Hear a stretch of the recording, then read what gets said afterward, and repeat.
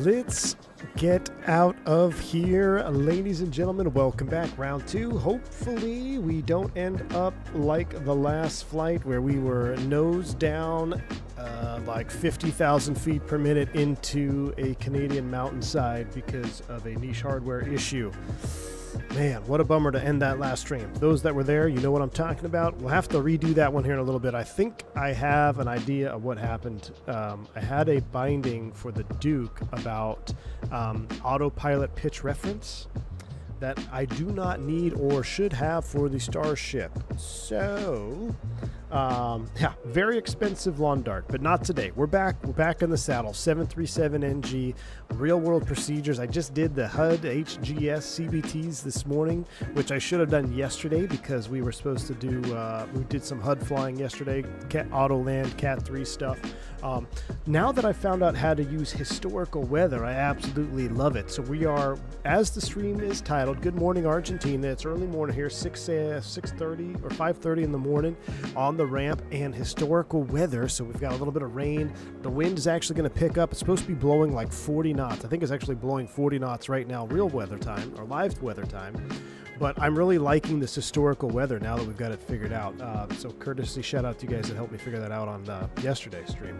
But yes, so we have historical weather, historical time from this morning, picking up where we left off in Ushuaia, and we're headed up to Balmaceda. So with another fun little route. We've got a 2020 scenery up there that looks kind of mid, but it's better than the default. So it should be a fun one.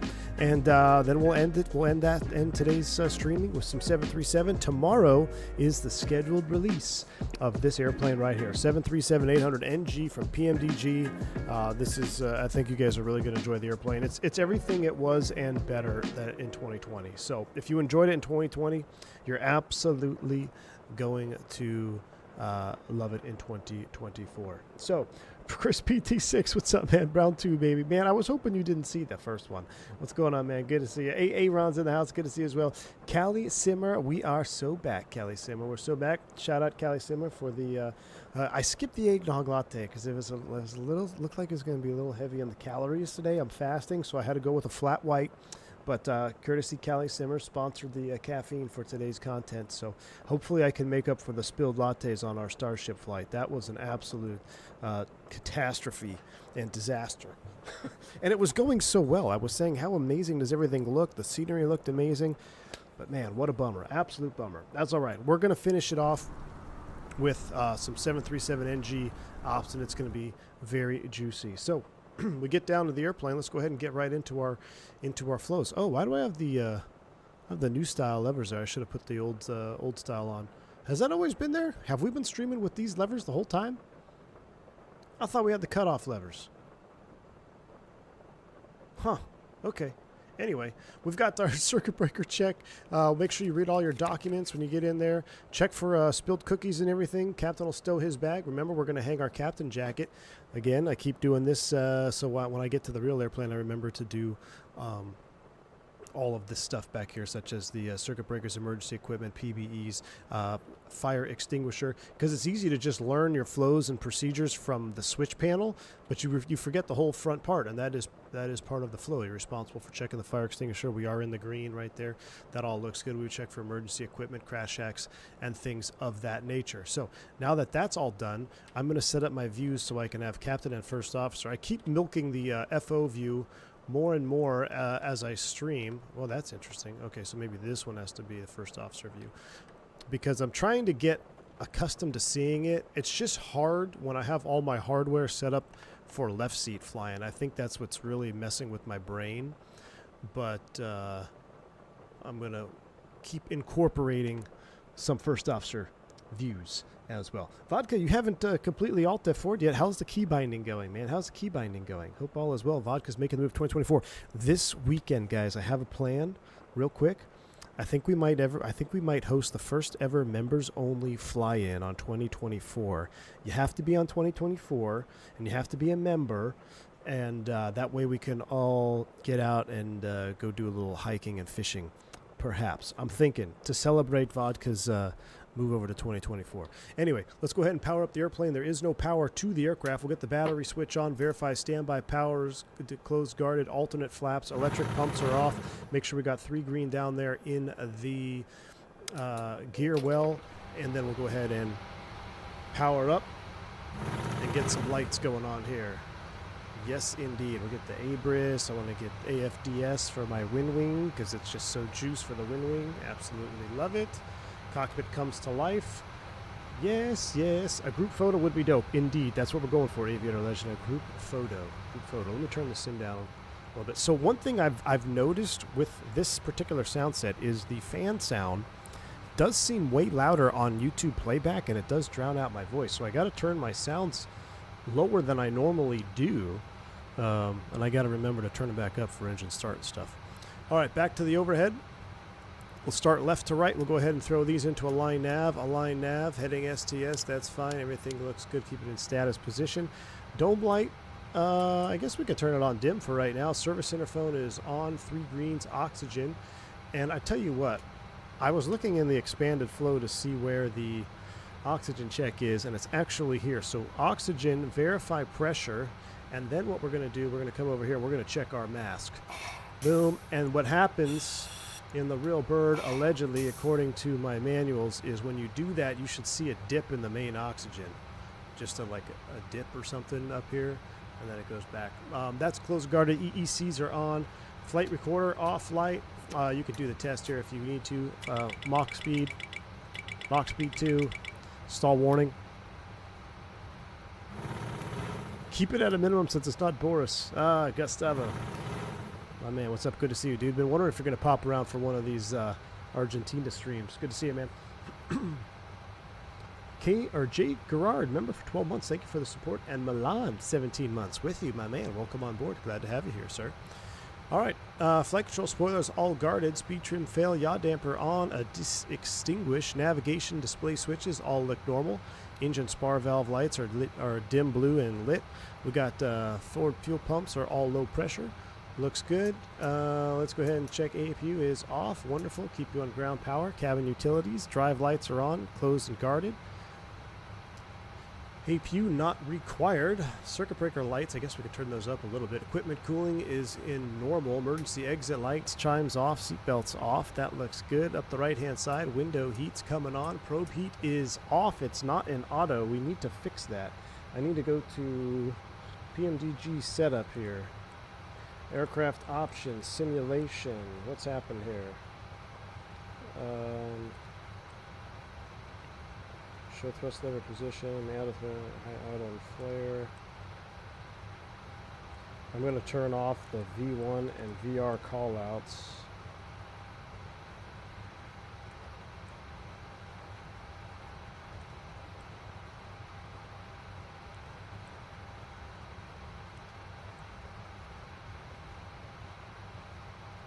Alright, so that looks good. Go back. Go back. Options, nope. Aircraft, equipment. Ooh, fail passive or fail operational? Or fail passive, that's what we discussed yesterday. That was a really fun stream yesterday, by the way. Double the rate, TO bomb. Approaching minimums, that's fine, that's fine, that's fine. ETOPS, no. Dual battery, no. ETOPS cargo fire, no. Default reduction should be 1,000. We'll change that here. 1,000. Trans levels, aux fuel, ISFD with analog. That looks good. HGS, yes, please. A3 mode, yes. Yes. Yaw damp gauge, no. Performance improvement, yes. Short field performance package, yes. Auto probe heat, yes. Carbon brakes, LED lights. Let's do, now let's go back to the old school lights. Original, eyebrows, no. 2-class, air stairs, no. Cutoff switches, old style. Again, these are some really cool auto ignition, yes. Wi-Fi, yes please. Transponder, Vickers. Let's do ABEX. I've been on Vickers the whole time. Let's try with ABEX. All right. Cool. We got that. Now we've got it reset. Let's go here. Yeah, auto ignition. Probe is in auto. Electric is off. Looking at the hydraulics here. Let's hit the system page. We have 100%. Quantity. Engines are... Ooh, engine oil quantity is in percent. It should be in quarts. Remember, we need 14, but that looks good. Continue down. CVR test. 5 seconds, zeroed out. Forward, aft, supply, all looks good, good. And logo light is coming on. All right, coming across the board here. Let's go ahead and get Magic Barrel ref set. Field elevation is 80 feet, so we're going to set 280. 280 is set. Terrain mode is on. Let's go ahead and get Flight Director, Auto Throttle, Flight Director. That all checks out across the board. We'll keep terrain off on that side. Coming back, nose wheel steering, closed, guarded, norm. Test lights, tapes and eights, checks, wonderful. Fuel flow, reset, back to rate. RTO, coming across the board, lower side down here. This all looks good. Park brake, we will set you, which is set. I'll throw FMC delay. I'll put you on FMC. That's fine. Fire test. There's the overheat light. Wonderful. And right, left. Beautiful. Coming back through here, we get the radio on. Turn it down a little bit. HUD is set. PRI, IMC. That's fine. Cargo fire test. Done. Wonderful. And coming down the panel, we'll just squawk 2000 because we haven't set it. And stab trim, norm, override, flight deck, door light is out. Cool. Reset the master caution. Let's get things dialed in here. Let's get the ATIS pulled up. Let's go ahead and come back down here. Transition level 090. Red back, all hold short instructions. Advice on initial contact, you have information Quebec. Quebec. GPS left. Ushuaia Malvin is airport information Quebec. 0722 Zulu. Wind 235 at 30, gusts 40. Light rain. Scattered at 1,800. Ceiling 4,000 overcast. Temperature 04. Dew point 02. QNH 0983. +4 with Landing icing and conditions. departing runway 25. 25 out of level here. 090. Red back, all hold short instructions. Advice on initial contact, you have information Quebec. All right, information Quebec. Wonderful. We'll call for clearance here in a second. I'll have I'll have my FO call. Argentina 357 ready for airways to Balmaceda Airport. Airways to Balmaceda Airport, chat. Argentina 357, Ushuaia Tower. Expect runway 25. Romif 1 Bravo departure. Initial climb to 6,000 feet. Squawk 0215. Romif 1 Bravo departure. Squawk 0215, Argentina 357. All right, we'll set our course lines 250. Argentina 357, read back correct. Call me back when ready for pushback or engine start. Roger that, Argentina 357. All right, 250, 6,000 is set. Squawk code is going to be 0215, 0215. And that looks good there. FMC, activate the route. Wonderful. Execute you. Route 2 is new. Yes, it is. Yes, it is. Is there any way to find what equipment a particular tail number has on board? Aviator Legend, short of having internal information, you're probably not going to find that. So for me, when I'm going through my manuals here and I'm studying the aircraft, I have, when it's appropriate, it will say on variant XM whatever to this, we have this, on this we have this, some have this. There's actually a couple of tables that I have that show all the different equipments that we have on our different layouts. I will say the majority is all pretty standard, but we do have some oddballs in the fleet, and also the MAX, right? So the MAX has got a completely different, there are some different limitations and some different, obviously different panel stuff for the MAX that we have to be aware of as well. But Yeah, from the outside looking in, probably going to be kind of hard to get that information. All right, let's go ahead and pull out our electronic flight bag.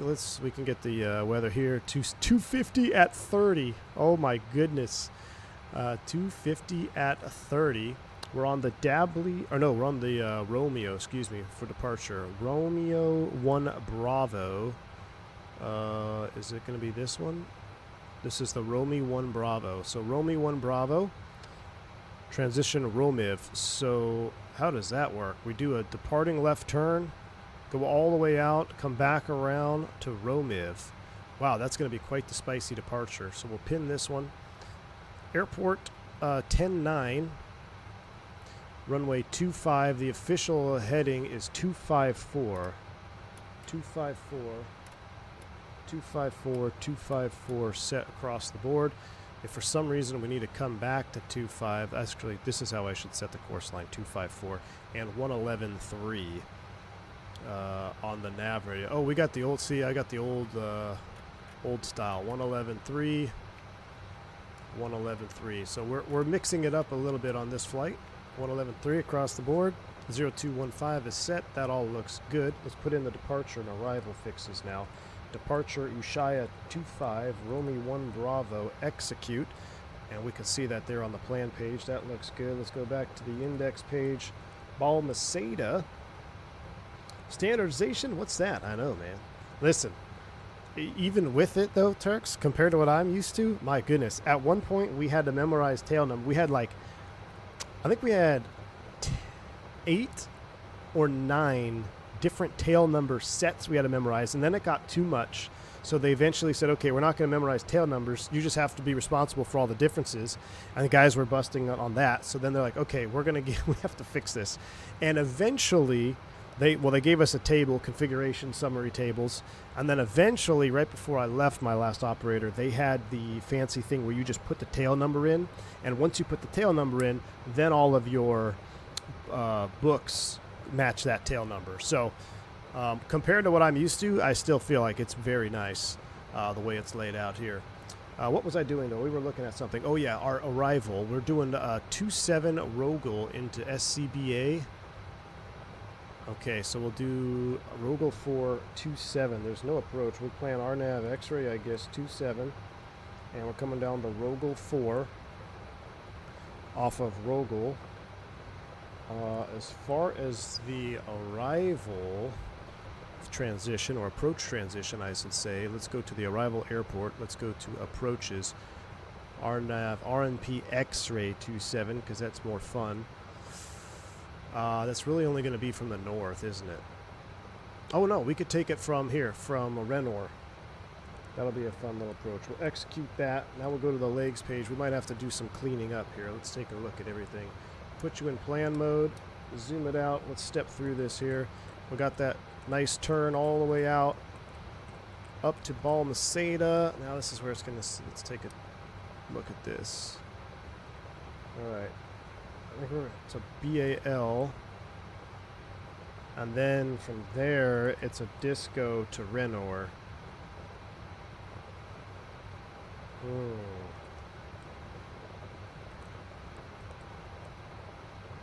I don't like that.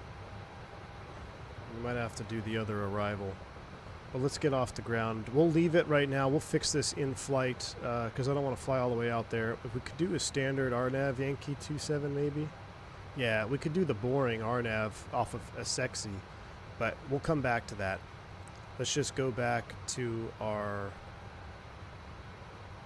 Oh, didn't save the pin one. All right, departures, airport, 10-9. That's fine. Init ref, we're going to stay right here for a second, and actually no, we're not. We're going to get our fueling done. So now we go here. This is where I might have to get GSX going, guys. I might, just so I can simulate timings. Weight and balance. We'll load plane from SimBrief. All right, after fueling is complete, and we'll go back to map mode. We have our fuel on board with 600 pounds in the center. It's still gonna, still gonna give me a low pressure light. Well, maybe not for long. Fuel tank pumps are on. APU's gonna be started up. Seatbelt sign is coming on. And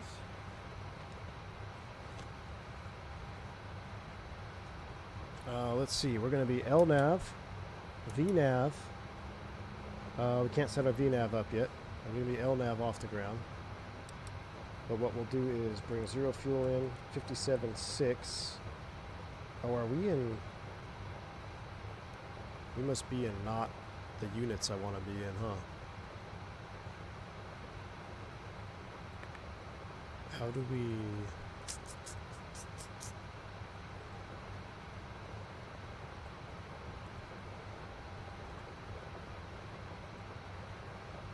How do we change the units?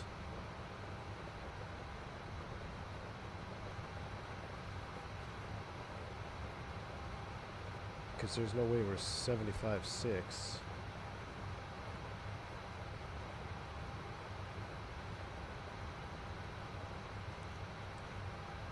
PMDG options, simulation.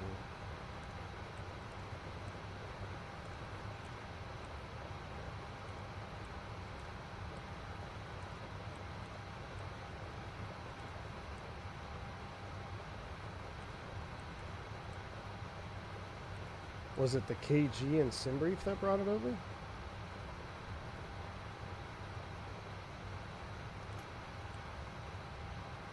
No, our gross weight in the airplane is in kilograms. I don't want that.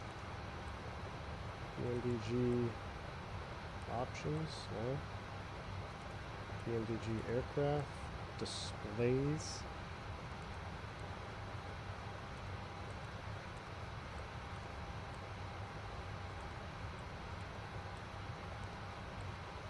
Well, I saw the oil. I want you in. I want you in quarts. Only has liters.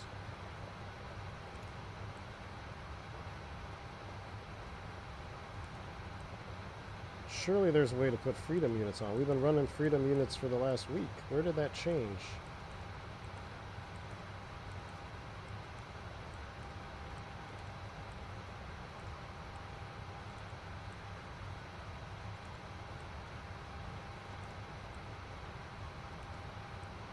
It changed. No, we used pounds yesterday in the, or 2 days ago. It's in the last page of displays. There, Sam, you're a freaking goat, dude. You're the freaking goat. There we go. Get out of here with this imperial nonsense. Or metric nonsense. Pounds is what we need. America. Alright, 127.0. That looks much better. Alright. Reserve 2.3 plus 4, call it 2.7. Cost index 55. Cruise flight level is flight level 360, and that also going to change you up top.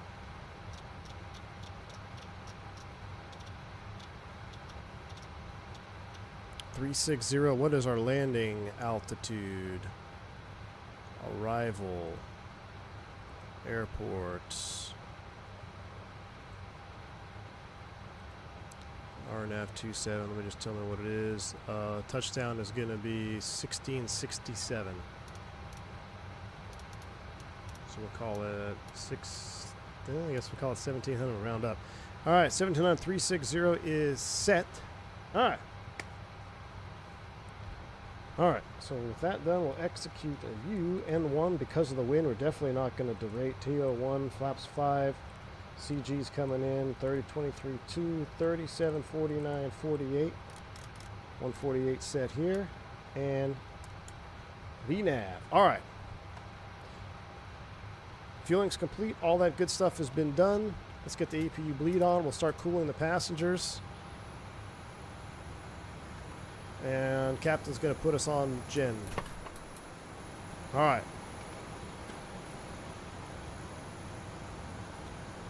Before start, check us to the line, please. Parking brake set. Oxygen checked. We did it this time. Navigation, transfer, and display switches normal and auto. Window heat is on. Pressurization, auto and set. Terrain display selected. MCP set.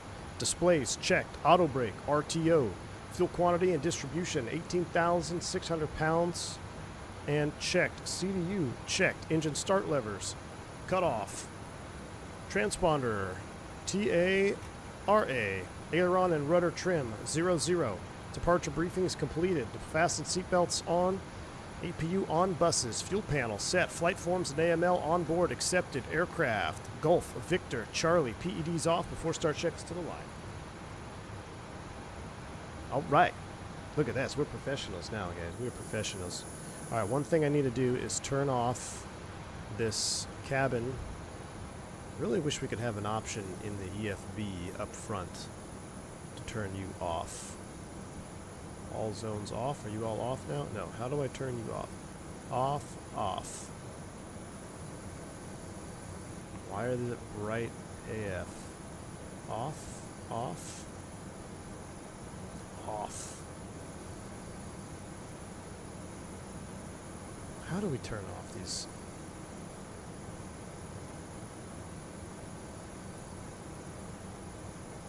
Off. Take off landing. They're still bright AF.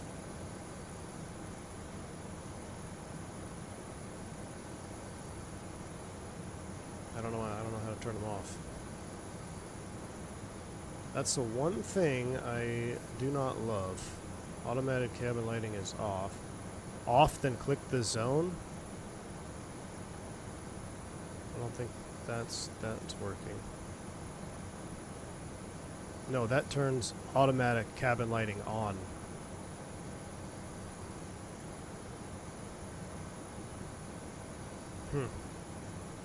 I don't know. Where's RSR? Mr. Rondazzo? Cabin lighting. I'm not qualified to work the flight attendant panel. We need to work on that. Alright. Because, yeah, I don't like going through my views and being blinded by the cabin lighting. Not a flight attendant. Don't need to work the fat panel. Give me an option. Alright. Let's call for push. And let's close up shop. Argentina 357, gate 1. Request pushback. Argentina 357, Ushuaia Tower.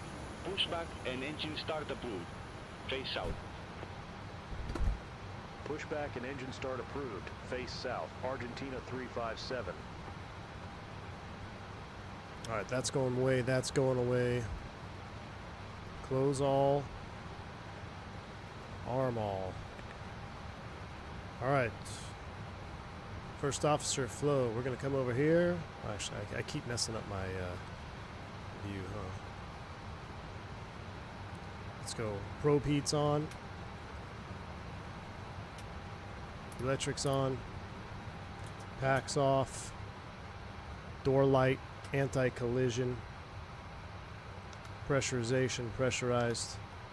We're cleared to push. Cockpit to ground. Ooh. Brakes released. Clear to push. I bet you can dim the lights now. Why is that? Off and then both zones and zone. No, I don't want to mess. I hate messing with it because then I got to screw with all my views. We'll just have to leave the God lights on the overhead. British control cabin lighting through the FMS. Let me dig around in it while we're pushing back here. Menu. I don't think so.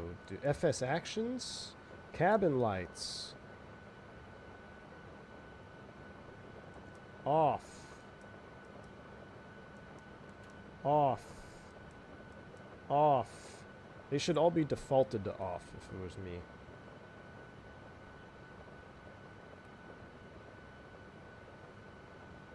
Menu FNC. They're still on. They're still on. Look at this. What the heck? We're getting blasted. Why aren't we pushing back? Oh, chocks. Chocks, chocks, chocks, chocks, chocks. There we go. Yeah, they're just super bright, right? Oops.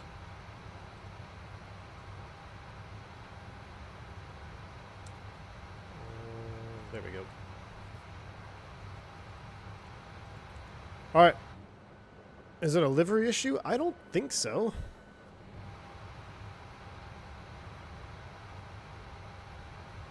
Clear to start. Grounding 2. Starter valve open. Your aircraft is blessed with divine light. N1 rotation. Fuel on.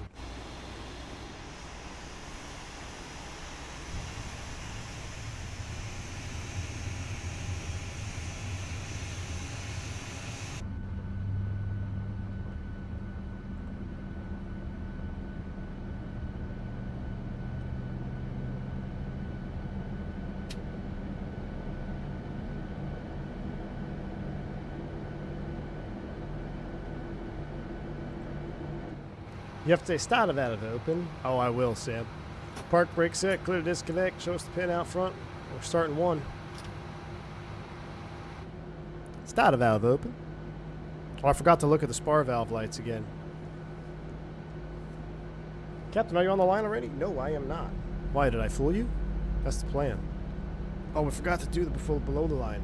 Probe and window heat on, hydraulic panel set, doors, windows closed and locked, anti-collision light on before start check complete. Hit the like button if you ever did that after you started engines. Real world. Never done that. Fuel on. There goes the lights. Pushing off should turn them off. Now it says off. That would be confusing, so I have to push again so they don't say off. Yeah, I give up, Phil. I give Phil, man. I give up.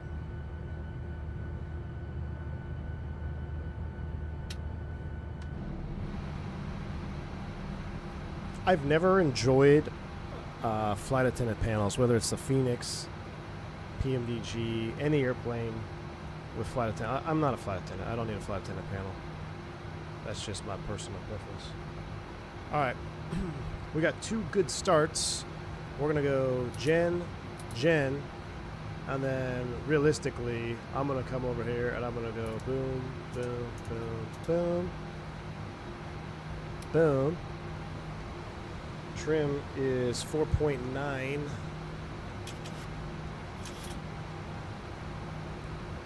And flaps 5.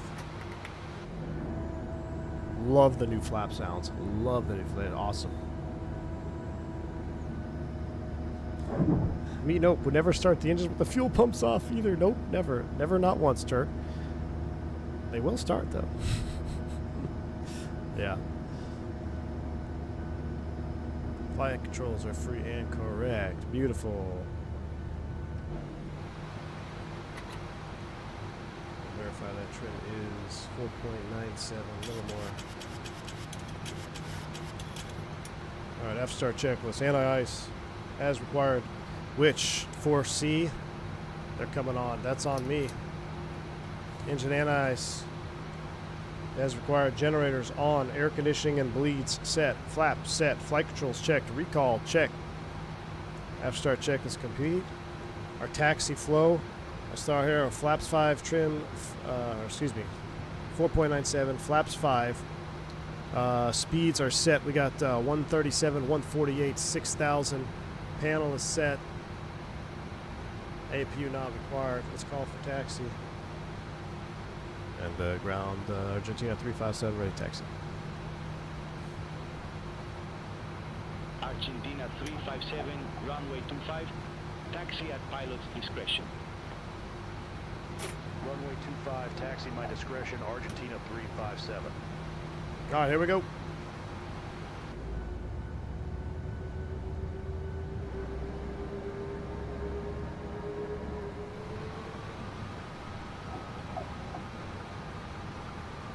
Eastern T3, what's up, my man? How you doing? I guess we can get rid of the dome light up here now too. Dome light off. New windshield wiper sound. That's a new windshield wiper sound.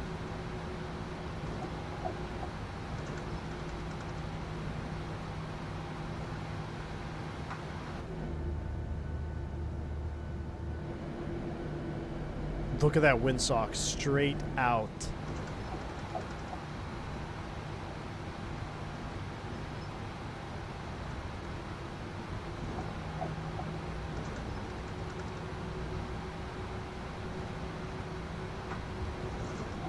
I love the new tiller taxi, man. That's great. If you have a tiller, you're really going to enjoy taxiing this thing now.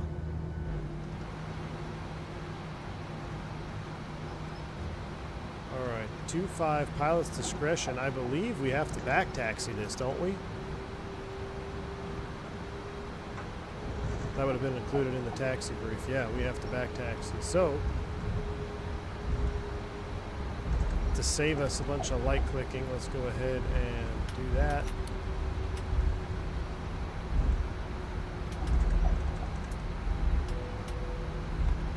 Oh, actually, put that on. I read about that.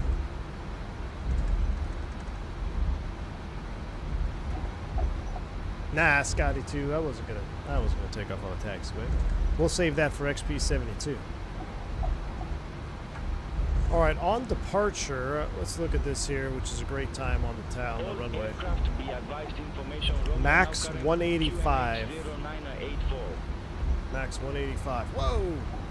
That's why you don't do that on the taxiway. We'll update our 0984 hectopascals. Max 180 shouldn't be a problem. 148. Is there a selected speed I could target speed here below 10? Let's do 180 in the box. We'll execute that. I'll put that in the 180 climb. I guess the first officer will have the weather on. Traffic as well. Traffic.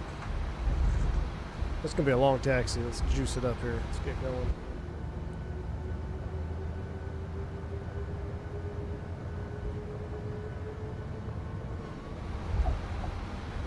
Southwest taxi, please. Let's get up there.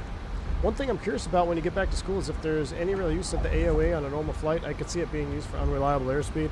Yeah, unreliable airspeed and for landing, man. I heard like to just because garbage in, garbage out of the box, right? So as long as you don't have any garbage in there, it'll be fine. But someone was telling me like there's a sweet spot for the AOA, you know, like just the right speed for flaps 30, and if you're doing a flaps 40, if you're at this AOA, you know it's dialed in. It may be, you know, just a little bit faster, a little bit slower than what's in your box, but you fly the AOA in, it'll be spot on every time. The 738 is scheduled to release tomorrow, unless they hold the release to fix the cabin lighting. Wouldn't you guys be so pissed? Like, if PMDG made a post like, well, we're delaying the release of the 738 because we want to implement cabin lighting. 800 tomorrow and 900, 600 January, 700 in February. That's the slated release schedule according to Cyclone.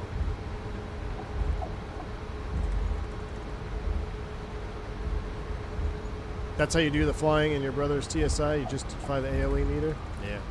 Ironically, the guy who told me that was an F-18 guy, too. Got to slow to 11 knots. Not on the runway. Alright. Before takeoff, we've already done that. That's all set. Let's run before takeoff all the way through, please. Takeoff data and bugs. Closeout received and checked. Flaps 5. Green light. Stab trim 4.9 units. Takeoff brief complete. HUD. You know what? We could do a HUD departure. HUD is set. Generators on. Air conditioning and bleeds set. Below the line. MCP ND checked. Runway 25. PA is complete. Lights set. Before takeoff checklist completed. Can't wait to hear the Boris 7.3 sound pack again. Mickey G.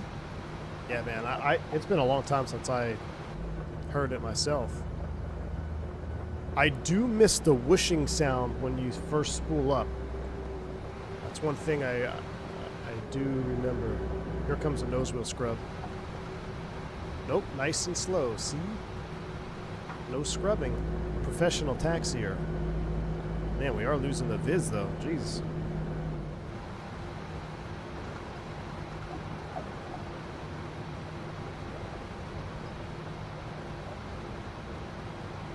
get her straightened out here.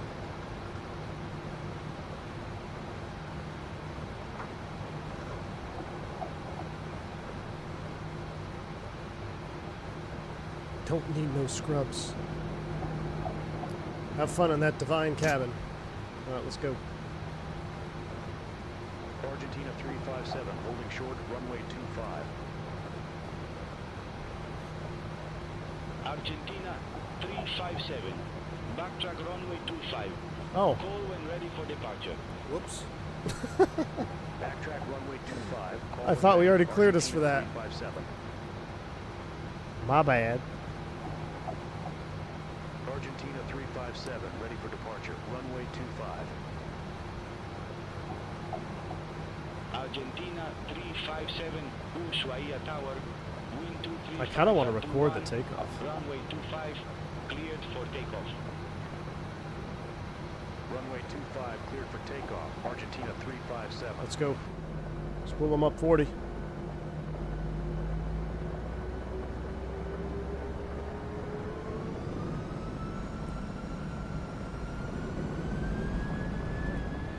Toga.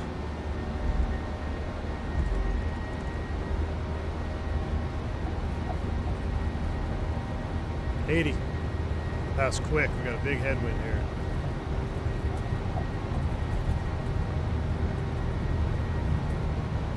V1. Rotate.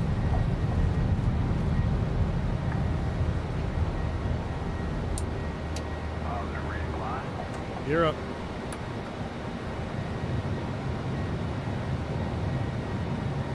Good night. Fly with.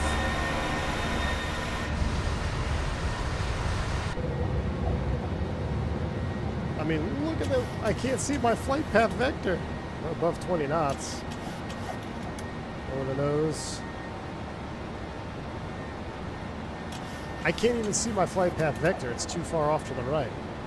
Argentina 357, contact Ushuaia departure 118.1. Contact Ushuaia, departure 118.1, Argentina Flaps 357. Ushuaia, Argentina 357. Good morning, 2,300 feet. Denver max 180 here. Argentina 357.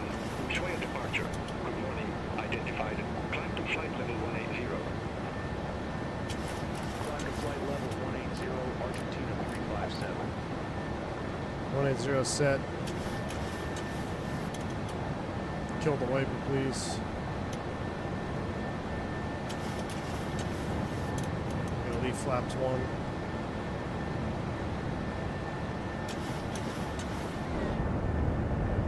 I mean, this is nasties. Once we get out of the turn here, we'll clean it up. I mean, look at that flight path. It's all the way off the mark. We gotta go. We're just gonna go old school.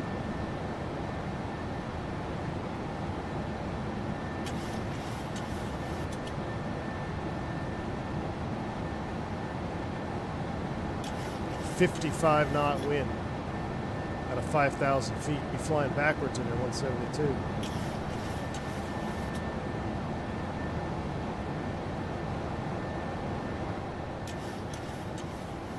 That's fuel.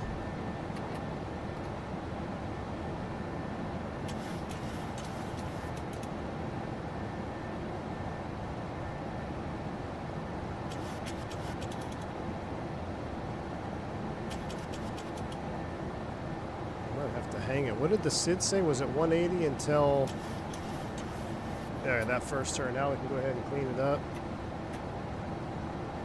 Let's go to 250.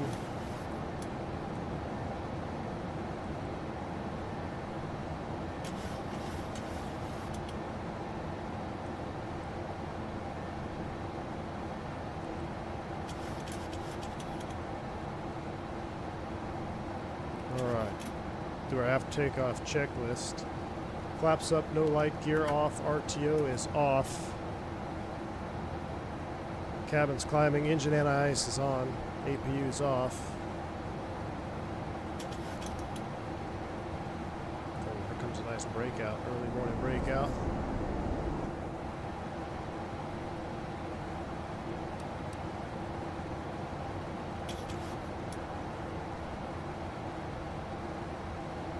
So that's standard.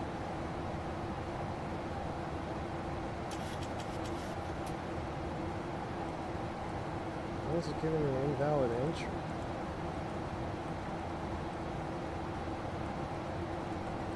There we go. Now it's 311.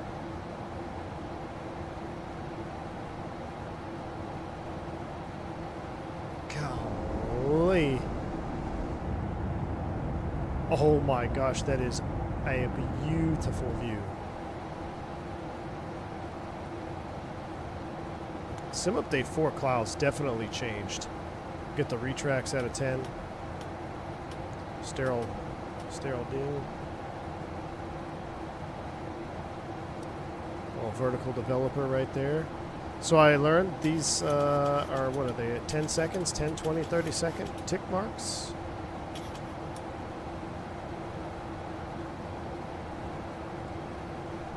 Jeez.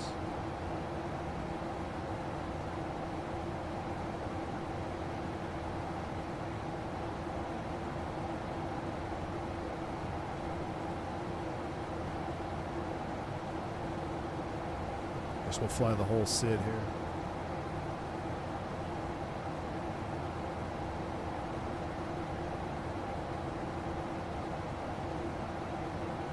Just an absolute dream to hand fly. Edge of the world, guys. Edge of the world down here at Ushuaia.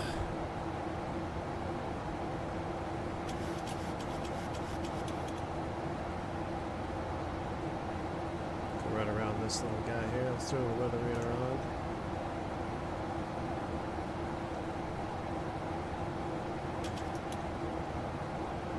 Bank angle check.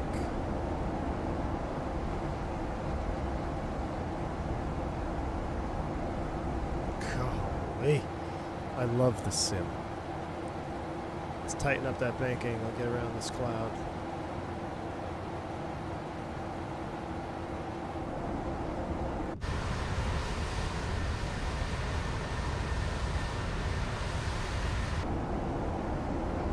Gutsiest move I ever seen, Mav. Michael J, I could feel him with force feedback. So I can definitely feel him. That's another benefit of force feedback.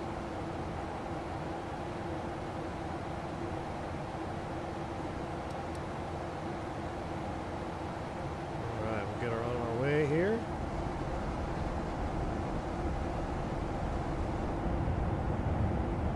Argentina 357, contact Punta Arenas Center 119.7.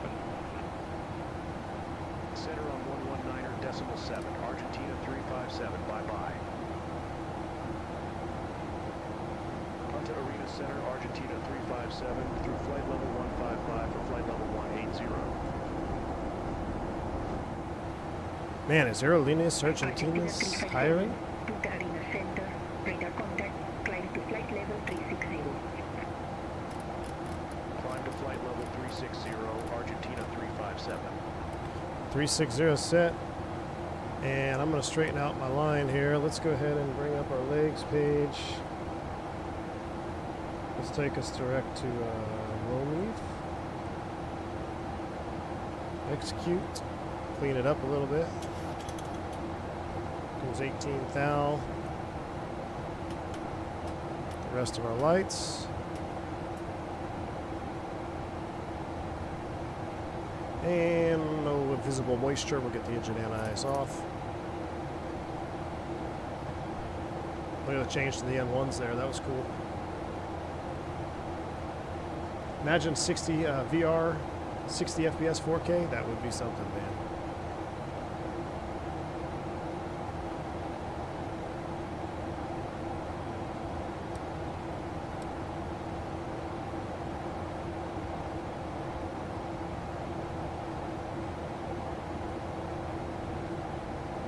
Man, we're just going to hand fly this sucker all the way up. What's up, James Johnson? Long time no see, my man. How you been?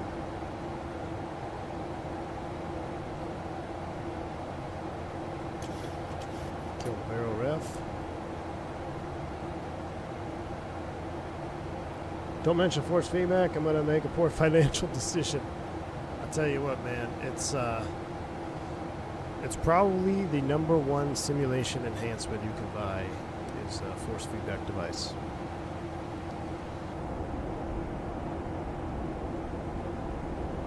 Just makes it a dream. Moza yoke arrived yesterday. Software is getting there. I don't think I can ever go back. Christopher WX, that's awesome, man. Might have to reach out to Moza, see what's going on, see if I can get a sneak peek review copy or something of their yoke. They sent me the AB9. Maybe we didn't do it justice. Would you get the Moza or stick with the Brunner? Man, see, I never answer this question because I don't have the Moza, so I don't know. I'm not gonna give you a recommendation on something that I haven't thoroughly tested, especially with the price point. You know, I mean, Moza's I say much, but I think Moza's what, about almost half price of the Brunner. So I don't want to steer you in the wrong direction, man. Unless I could, we'll get Command A on. Argentina 357, Comodoro Rivadavia radar. No, Radar okay. contact. What's going on there? Hearing a yaw damp malfunction. Dutch rolling here.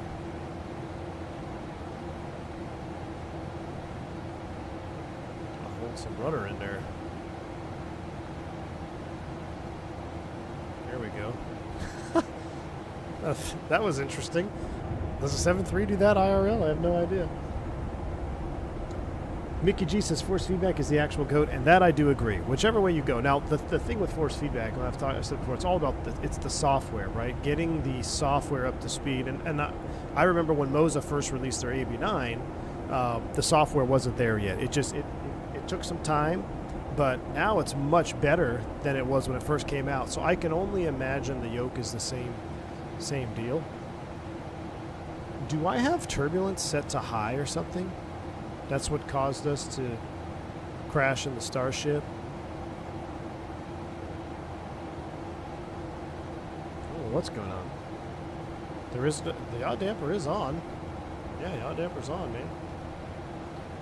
Weird. I wonder if there's a turbulence setting that I need to change in Sim Day 4. Any news on third-party yokes for the Moza base? That I do not know.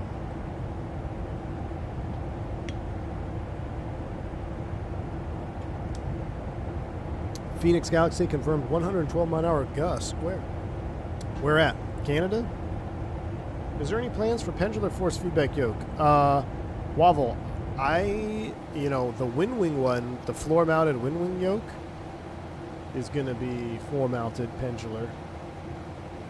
But as far as a pendular force feedback system, I don't think it's necessary for a desktop mount. Reason being, the benefit of, like, for instance, the Thrustmaster pendular yoke, what makes that yoke great is because it's spring-loaded, you don't have that hard detent in the center like you would on another spring-loaded yoke. On a force feedback yoke, there is no center point. There is nothing. You can create one if you want to, but you can make it just smooth all the way through. So you don't have to fight that center detent or fly with the trim when you make those minute, and it's always at the worst spot. So the problem with the spring yoke push-pull is when you need those real fine movements such as flare or rotation, you're fighting that center point. With force feedback, that doesn't exist because it gives you the resistance based on airspeed and things of that nature. Wow. B-E-A, beautiful right there.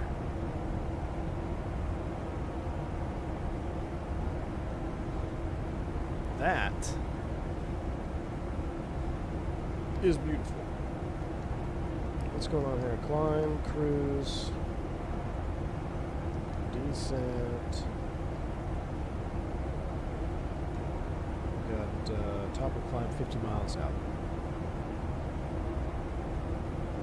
Wow, love it. Real life, AJ. AJ, this is real life. No, let me show you real life. Ready? It's real life. That is real life, chat. 113 in eastern Wyoming. Grody.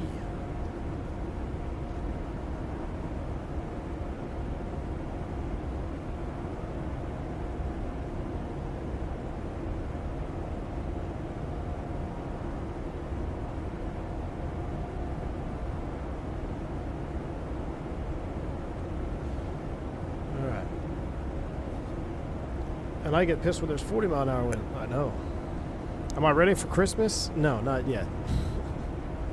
There's the whole family is really just, everyone's not doing well. The wife's doing better, but the kids have been sick, man. And yeah, now my oldest has got like the flu. My two middle children have. What in the wibble strep. wobble is going on with live weather? LOL. Dom, what's up, my man? Thank you for the $5 a bank angle check. I don't. Well, this isn't live weather, Dom. That might be a problem. I'm using historical weather, so I wonder if that's a problem. Maybe that's causing it. Historical weather. Maybe that's the problem. But right now it's stabled out, so we're good. I mean, we had a heck of a wind there. Shoot, it's actually died off now, 34 knots. But it was 55 knots down there at 5,000 feet. Argentina 357, contact Punta Arenas, center 119.7. I have the Brunner force feedback, PK Carrizo, because Moza didn't exist when I was in the force feedback market. Do you think there's even a slim chance you'll fly with a bunch of guys talking up the wide body life and it causes you to try it one day? Sam, no. I don't think so, Sam. Argentina 357, Punta Arenas Center, radar contact. Because, I mean, the only time I could see that, Sam, is maybe when the kids are gone and out of the house. You know? Like, oh, you can, you know, be a wide body FO and go take a wife somewhere. That's the only time I think I'd be, I think I might be interested. But as of right now, man, it's just, I don't want to be on a 787 for 15 hours at a time. That sounds awful. A 6-hour flight, a 5-hour flight down to, what do? There's a flight out of Miami that goes down to somewhere. I can't remember. It's actually an augmented crew. It just sounds miserable, man. I don't want to be on an airplane for that long. 3 hours to me is a long haul.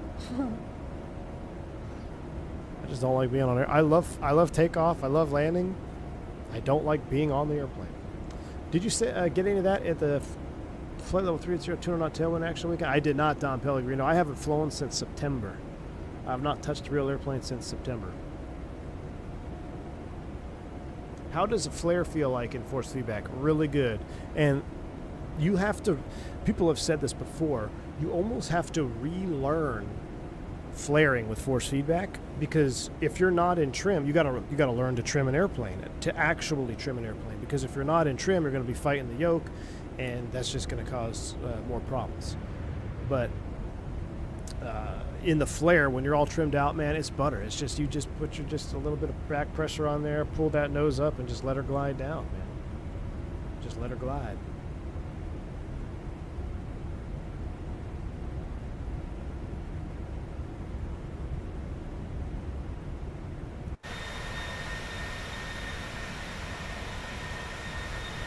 It's kind of a cool shot. 5-hour flights from New York City to Cali in the 321 is brutal. That does sound brutal, man. You know what sounds more brutal? Well, I guess it's all lie flat seats, so it's not that bad. But imagine doing XLR to Europe out of New York. Going there, probably not terrible, but I bet coming back it gets really long. I bet coming back gets really, really long in the XLR. How are you finding the 7.3 type rating? So far, so good, man. I'm just doing all my home study right now. I'll be in the sim January. So I'm doing all my home study. I did my HGS today. Matter of fact,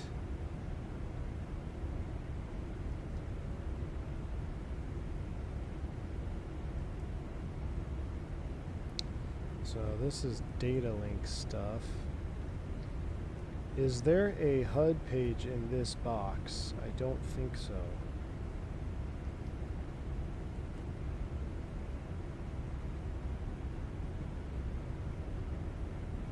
Don't think there's a HUD page. Is there a HUD page in here? I have to I don't remember how to get to it. So in my HGS studying this morning, they was showing the you can basically do what this does here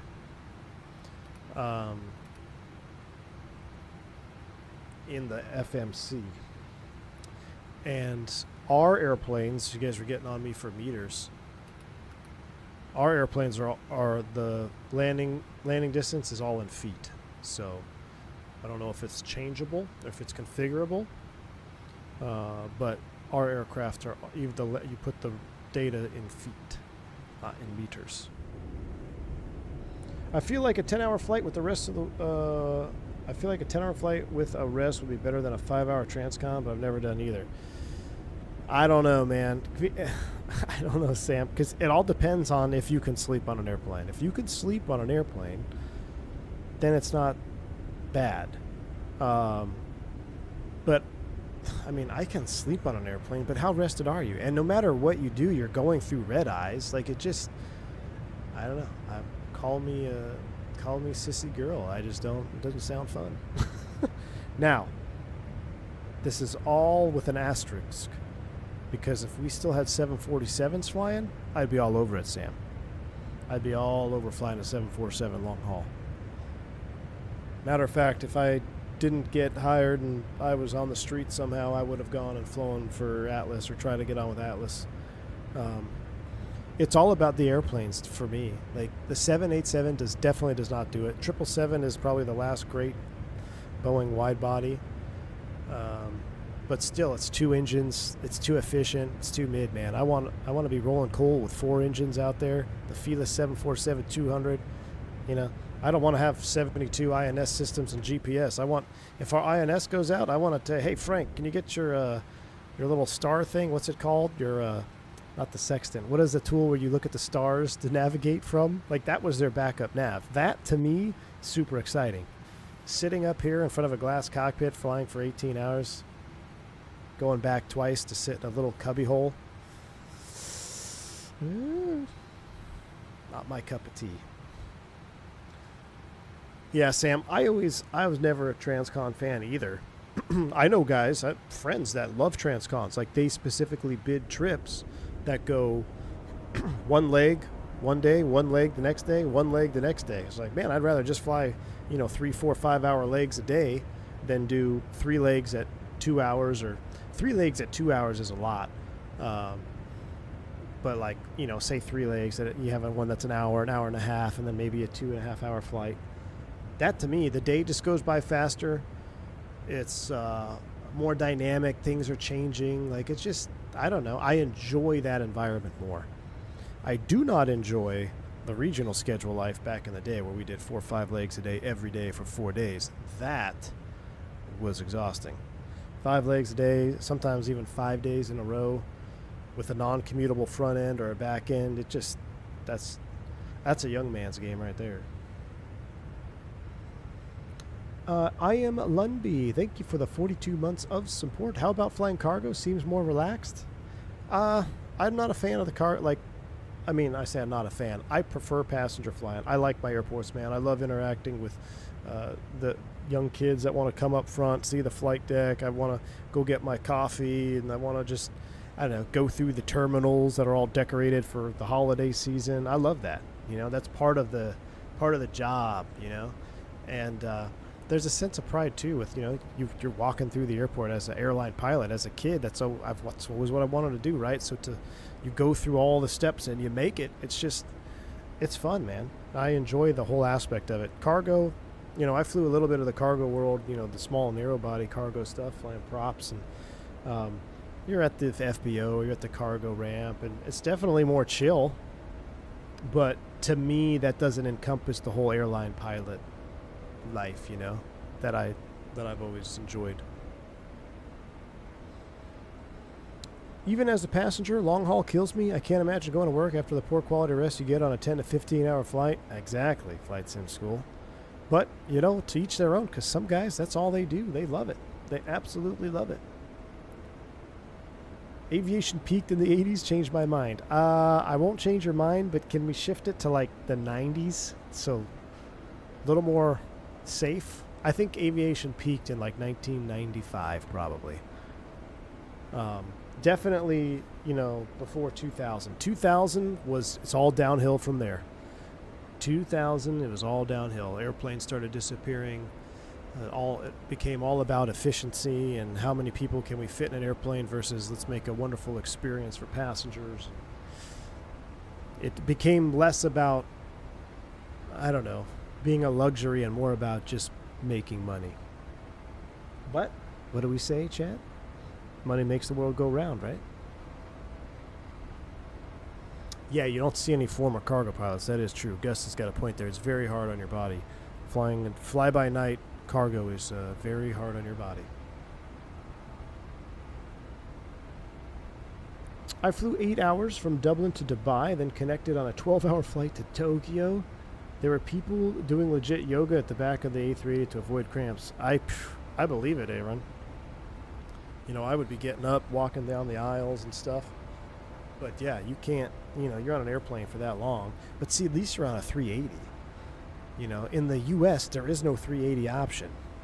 If you're flying a U.S. carrier, you're on a mid 2-engine wide body, which, you know, I guess they're okay, but it's, I don't know, man. I don't know. I mean, you have to pretty much be in business class if you're going to go. Flying in the very back of a economy class wide body for a North American carrier is, you better be sitting next to someone you'd like. All right, it seems like it's smoothing out here. We'll get the seatbelt sign off. Let's go outside. Kind of like this view here that we have going on here.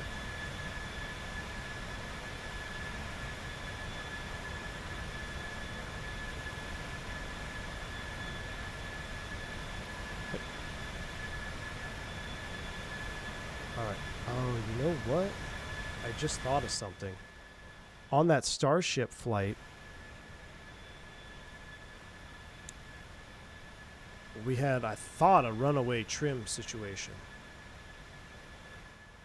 But I've noticed in Sim Update 4, some of my drone camera or some of my key bindings specifically are not what they used to be, like they changed. So I wonder if there's some trim bindings for the drone camera now that are back. Very interesting.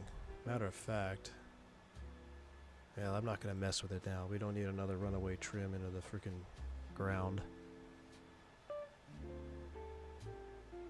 She's a beaut, Clark.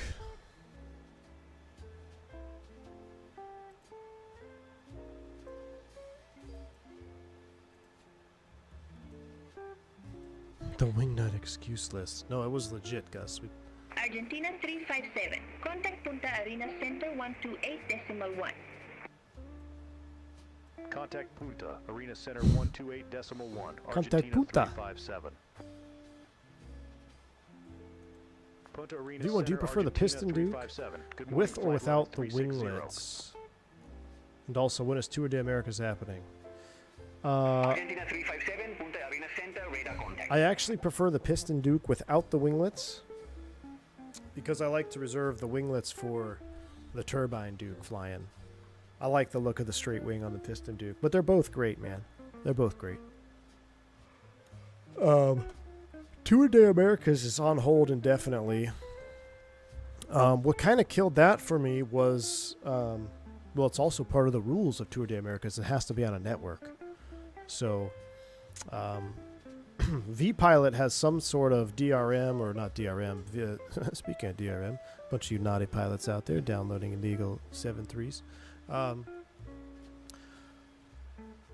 The way that VATSIM has banned me, I'm banned through V-Pilot somehow. It does some type of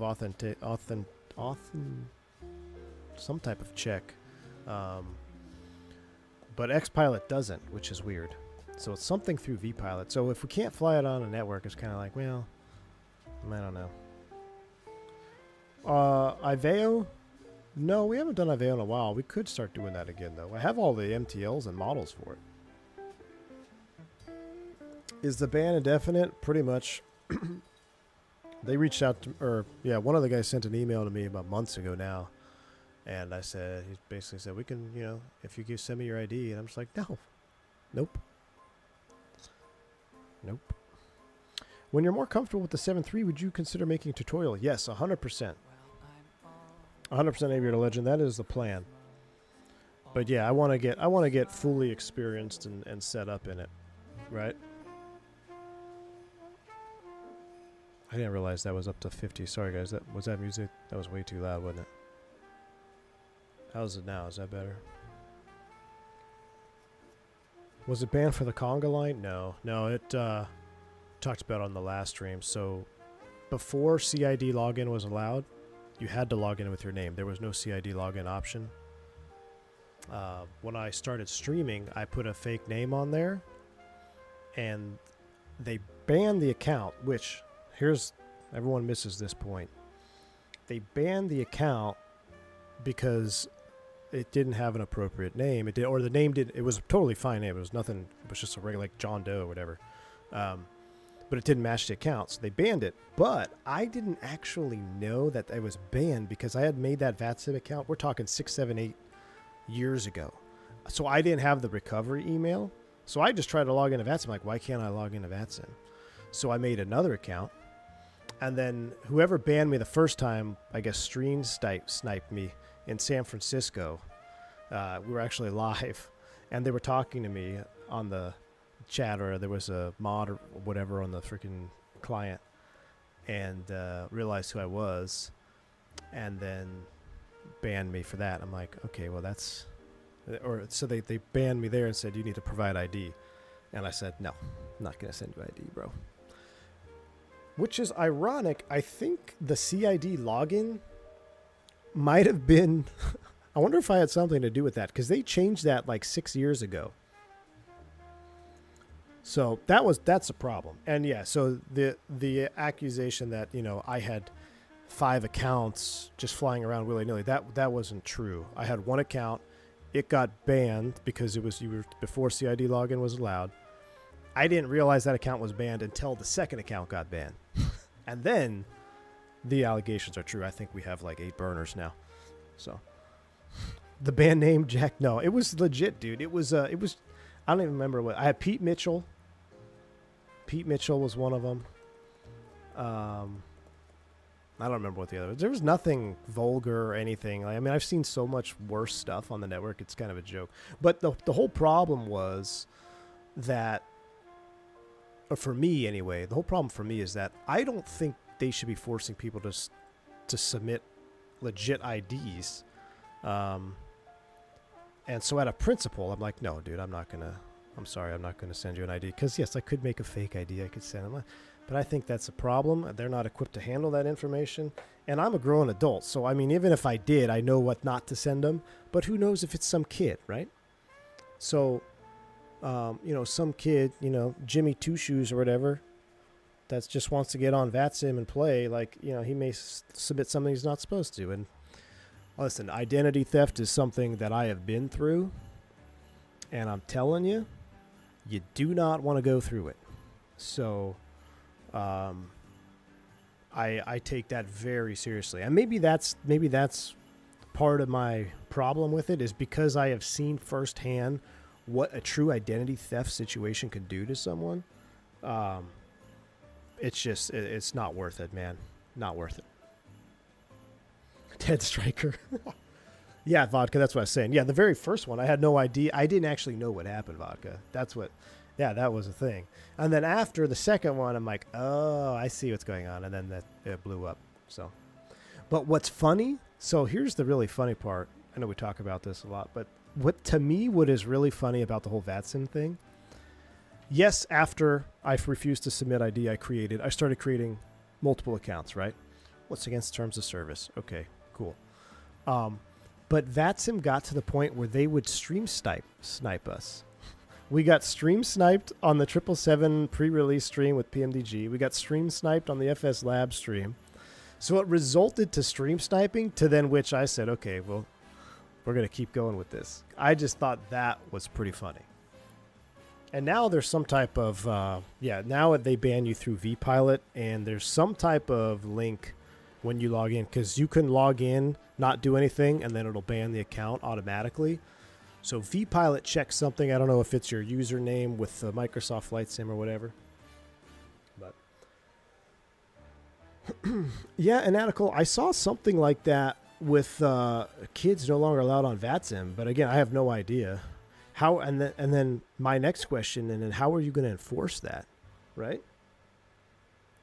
Kriegmeister, exactly, right? I mean, and it's like, I have nothing to hide, Korgmeister, but you know what I'm talking about. Like, I'm an airline guy. I don't want, I stream. Sometimes we have over 1,000 people on a stream. When we started using, like, tracking and, like, for example, like VAA or virtual airline stuff we were doing, all the stuff I want to show you, it displays your username, right? So I had a alias username for all of that stuff. So it was all legit. Like, I had a legit email, a legit stuff, but I don't know. It's weird. VATSIM needs to be 18 plus. I'm all for kids getting into aviation and all that, but it doesn't feel right talking to squeaky controllers. Flight sim guy, I know I'm torn on that, because like you, I think it's great for kids to get into aviation, and it's great for kids to be enthusiastic about it. I think there should be some more internal, like, for the controller standpoint. I don't know if they do, but do they have, age requirements to be a controller? I think maybe bump those up. But I'll be honest with you, man. When I was on the network, I've flown with people in a conga line with us that sound like they're 10 years old. And they may be 10 years old, but they have better radio communication than some grown adults. So that's where I'm torn. It's like, well, you don't want to just not have kids on the network, but at the same time, I totally understand where you're coming from when you check on to approach and it's an 8-year-old in the tower. Like, it's just there's no, like, I don't know what you do, to be honest with you. Zippy, what's up, my man? How you doing, bud? Maybe controlling does have an age limit, Cyclone. Maybe it is.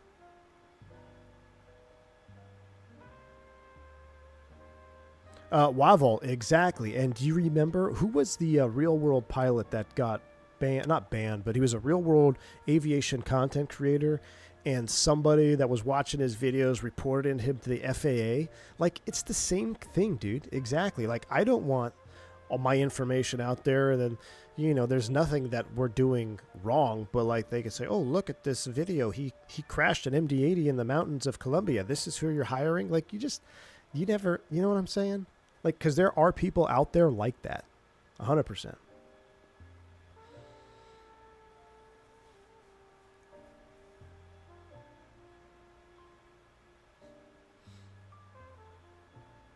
Yeah, it's with FOSP. I know about that. Roblox and everything. Yeah, it's wild. Argentina 357, contact Commodore Rivadavia radar 125.5. Have a good morning. Wow, that was legit. I got to hand it to Beyond ATC. The improvements over the voice communications have been great. Like, from when we first started. That was a great transmission from that guy. And I love having an auto respond on. It's so nice. Argentina 357, Commodore Rivadavia radar identified. Like, that sounds real. If someone just tuned into the stream, they're like, that's real air traffic controller. All I want for Christmas is a Moza and a gravity-fed smoker if my wife is watching. BKG Blueface, if your wife is watching, you need to get the Camp Chef Woodwind Pro, because it's got real wood burning capabilities with the pellets, and it's the best thing, dude. It's the best thing. So you guys know London broil. Really, generally a London broil is a really lean, can be really tough piece of meat. Man, I threw a London broil. I threw a London broil on the Camp Chef last night. Smoke it real slow, low. Man, it's delicious. And sometimes I just want really lean meat. I actually prefer the taste of it than like a fatty ribeye. So every now and then I'll do the London broil thing. It's the Camp Chef Woodwind Pro. So the Woodwind Pro, there's actually a wood box where you can put wood chunks in it, and it will burn them. It sits above the pellet box. So the wood will actually catch fire and smolder and burn like you're doing a offset smoker. But the temperature is controlled by the pellets, so it's the easiest thing, dude. I started comparing because I was hardcore, man. I was hardcore with my offset smoker, trying to make my own charcoal. That's how hardcore I was. And then I finally got the Woodwind Pro, and well, I got the Woodwind Pro because we moved, and I couldn't bring my offset with me. And I was like, I'm going to try this. And I was blown away, absolutely blown away. And then when we got back to Texas, I've done some comparison smokes, and it's actually very hard to tell the difference when you do a comparison smoke from an offset and the Woodwind Pro. Now, if you do a regular pellet smoker, they are still very good, and the convenience it pays for themselves. It's amazing. But I fell in love with the Woodwind Pro specifically because you burn real chunks. Do I eat deer? Do I sound like a man? Of course I eat deer. How's the taste and texture? Best on a green egg or Woodwind Pro? It's all in what the deer has been, wherever you harvested the deer from, man. It depends on what they've been eating. That makes the biggest difference. I think deer meat is best smoked. I also like smoky flavor. Like, I actually like the flavor of smoke. So sometimes people, and I agree, deer can be too gamey tasting for some palates, my wife included. But when you smoke it, it kind of pulls that gaminess out of the meat. So I think deer meat best served on a Woodwind Pro or an offset. I don't normally like audio, but I do love Silent Night. We might let this roll out. Turk says, I'm going to be honest, I think banning kids from all social media until they're somewhere around 16 is a good idea. I actually 100% agree with that. Plenty of studies just how toxic it is on young minds. Turks, that's what I'm going through right now with my girls growing up. It's like, I don't want them to have a phone until they're 16. I don't want them to have anything. I totally agree with you, because I think back to when I was growing up, and I almost think we're the last, I was the last generation where that stuff didn't exist until I was already in my teens, really. So what it does to the minds, and I know, man, I've been listening to different doctors and podcasts about that. It's a tough world to be in for the young minds growing up. It really is. You got to be so careful, man. AJ, thanks for the $3 super chat. Harvesting deer from second story windows, Mickey G. Hey, hit the like button if you ever harvested a deer from your wife's island countertop with a 308 and then didn't realize how much unburnt powder was actually going to get all over the quartz countertop. Had to clean it up. Thanks, AJ. Appreciate you, man. Mickey G, we've got if you want to come get a buck, dude, we've got a lot of really good, not like massive, but some pretty darn good A points that are around my property right now. I see them every day, almost every morning. You gotta come out here, Mickey G. I'll hook you up. I don't think I had a phone until I was 14, 15. Yeah, and even then, the first phone I had was a brick phone. Played Snake. I got a mobile when I was 15, but this was pre-smartphones. Yeah, exactly.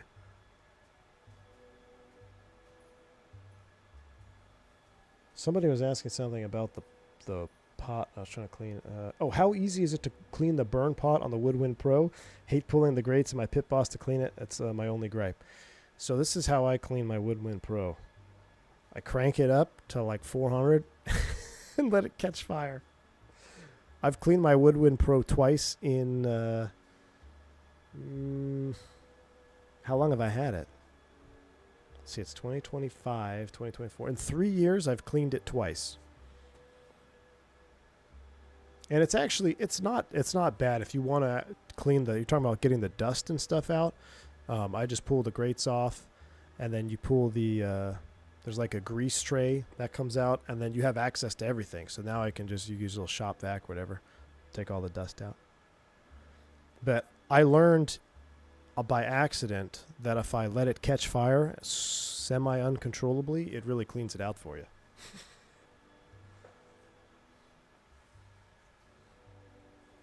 Clay Travis of Clay and Buck, no cell phone for his kids until they're 14. Yeah. Well, Victor through, that's the other thing, right? So what happens when my kids are like, so my kids go to, they're homeschooled, but they also do real school or non-homeschool a couple days a week, and same thing. Teachers communicate through the cell phone apps and stuff, and I'm like, well, what if I want, you know, what if she wants to, I don't know. I don't know where the line is. I am living through that process right now of trying to balance, well, what do we do about communication and all that stuff. It's all about raising them right. Say if you send them off to camp of a friend's house, the phone comes out clutch instead of just messaging the parents. True.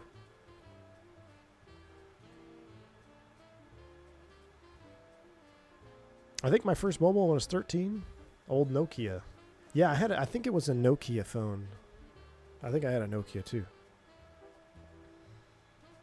If I was still in OKC, I could make the drive. I know, Mickey G. I can't believe, it's lonely up here now. I'm all by myself.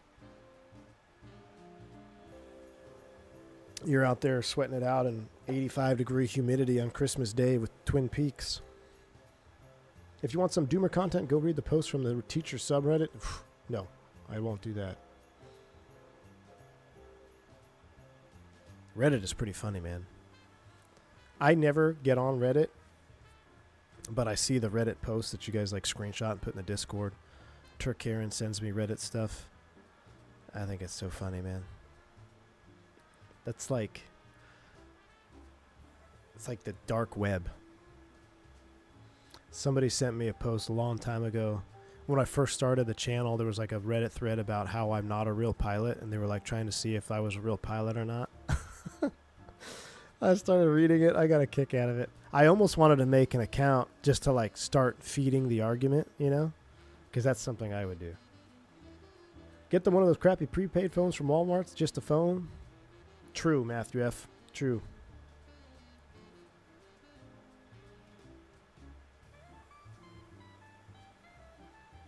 You forgot the SMS chats from pre-iPhone time. Yeah, that's right. SMS. Yeah. Having to apologize to your high school sweetheart because you only got 2 texts left. That was the good old days, man. Reddit is like the wall next to the bathroom wall of the internet. Yeah. The plaque for the ladies' room is on the Reddit thread.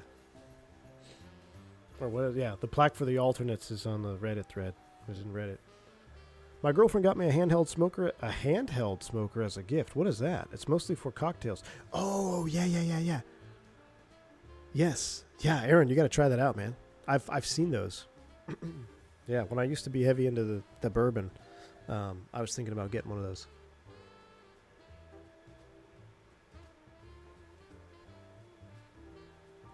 There are no women on the internet. Not for you, AJ. Ready to see Phillip Rivers in the playoffs? Dude, I'm so excited to see Phillip Rivers play. I can't believe friggin' Jason Myers had to go ruin the vibe and kick a 50-yarder to win it. You know, that groupie guy comes out, kicks a 60-yarder. A 60-yarder? The dude's not even, dude was like a 120-pound kicker, and he comes out, bangs a 60-yarder after Phillip Rivers let him down the field. And then Jason Myers has got to go ruin it for everybody. But yeah, I'm excited. I'm a Colts fan now. The Cowboys are out. Jets have never been in. I am all on the Colts bandwagon right now. Any Colts fans in the chat? Because we're gonna have a Colts party on. They play Monday night or Sunday night, I think, coming up. I got both my boys' phones when they started middle school and were walking on their own to school. Restricted. Yes, nice scripted. Exactly. Especially walking to school and all that. And I also think, Bo, for some reason, my oldest son. He's only 4, I think, 3.5. So definitely not near enough age needing a phone. But I feel like I will care less about my sons having phones than my daughters. I don't know. Does that make sense? I don't know. Or I would be more concerned about my daughter's exposure to the internet than my son's. I don't know. That's just how I kind of feel for right now. That may change when they get older. Who knows? NTS says, I caught my daughter in the backseat of my car with her friend texting each other. Just talk to each other. Remember how to do that? I know.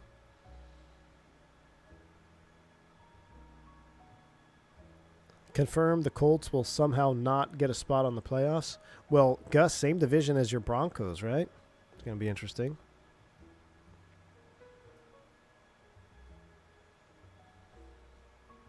The worst thing about Reddit and Facebook is the votes, downvotes. It certainly stifle discussions while boosting crazy stuff. Yeah. Yep.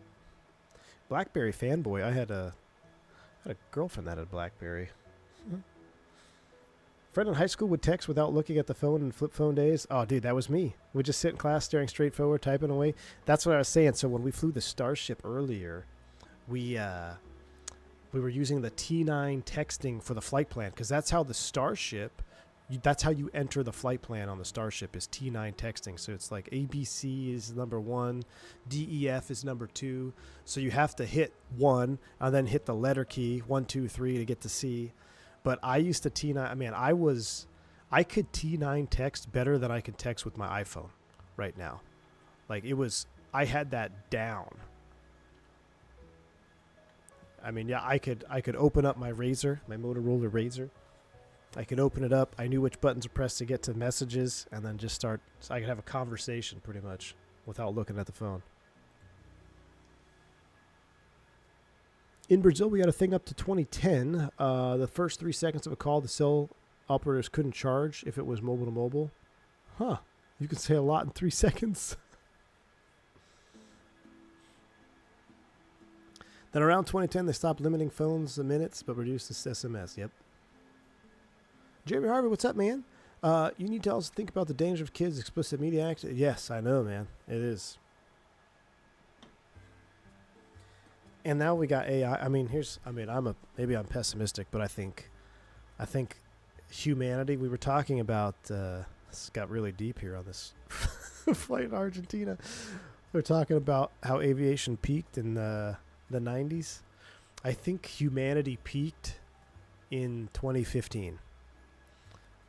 And then you could argue, I think humanity peaked into 2019. And then after COVID, I think we've been nothing but going downhill. And now we got AI. And I think that's only going to further the downfall of American civilization. Wow, are we in a Learjet?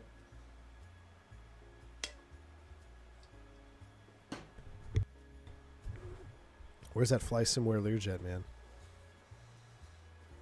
I watched the Fly Somewhere sneak peek for 2024 Learjet. I'm very excited about that.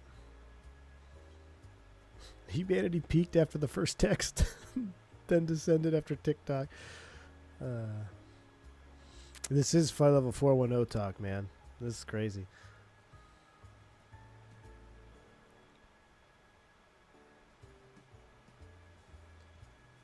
Darth Rust, I hear you, man.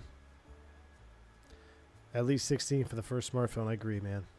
And I know boys are just as much of a target. That is true. I did see that. Listen to some podcasts about that stuff. Crash another BizJet. No, I want to do Citation 10. Citation 10 next, dude. I've been flying the Citation 10. Getting it in like my bindings and everything back up. It's great, dude. I love the Flight Effects Citation 10. We're going to have to do a stream in that this week, maybe. I don't know if I'm going to be able to stream tomorrow just because the wife has really been on the struggle bus with everyone being sick, and if people aren't better by tomorrow, I may not come in and stream. It'll be release day. Y'all will be flying the NG anyway.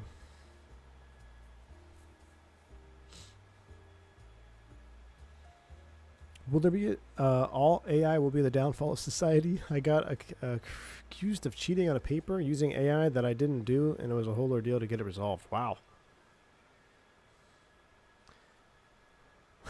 What exactly do you people think we talk about 4 to 5 days locked in a broom closet? If you want reality and simming, this is as real as it gets. I agree, man. It's better than, you live close to the airport? Citation 10 is so much fun. One of my favorite biz jets, and then the Lear 35. That and the Lear 35. I love it, man. We haven't flown it in a while. When it first came out, I couldn't stop flying it. We took it down to South America. We flew it across. I'm thinking, what can we... I want to take the 10 into like some... I want to fly to airports that don't really have airline service. Because I feel like when we fly Learjet, Citations, Starships... I don't want to fly to LAX or New York. I want to fly to airports that we don't go to with airliners. So I'm trying to find the really cool Citation 10 flight. I was thinking somewhere up in Canada. I want to fly. So many years ago when I was a big snowboarder, my favorite snowboarding trip was we stayed at Chateau. Where's Gus? Are you still here? You're Canadian. Chateau Lake Louise. And I need to see if there's an airport up there that has private jet service. I think it'd be kind of fun to fly up there and then do like some Canada ops in the Citation X.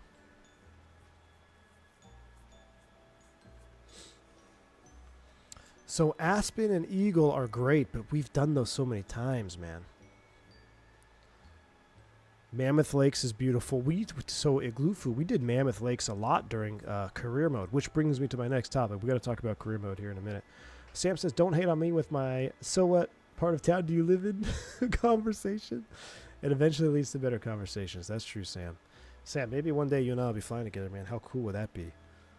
Talk about how the tables turn. I knew Sam from the Discord when you were not even at the regionals yet, right? And then watched Sam get into the regionals, and then watched him upgrade to El Capitan. He got to fly on my jump seat out to Mini. That was cool. And now might be slinging my gear. We'll see. Probably not, but be a long time from now. Have I done Telluride? I have. We've done Telluride in the Lear. Once you do Telluride in the Lear, everything else pales in comparison. If you want a challenge, get in the Learjet and fly to Telluride. You'll be hanging on. You'll be hanging on. How we doing in here? Maybe we need some jump seat vibes. Guess we don't need the FCU since we have FCU up. Citation into Big Bear. Big Bear is beautiful, but it's kind of a mid-airport, to be honest with you.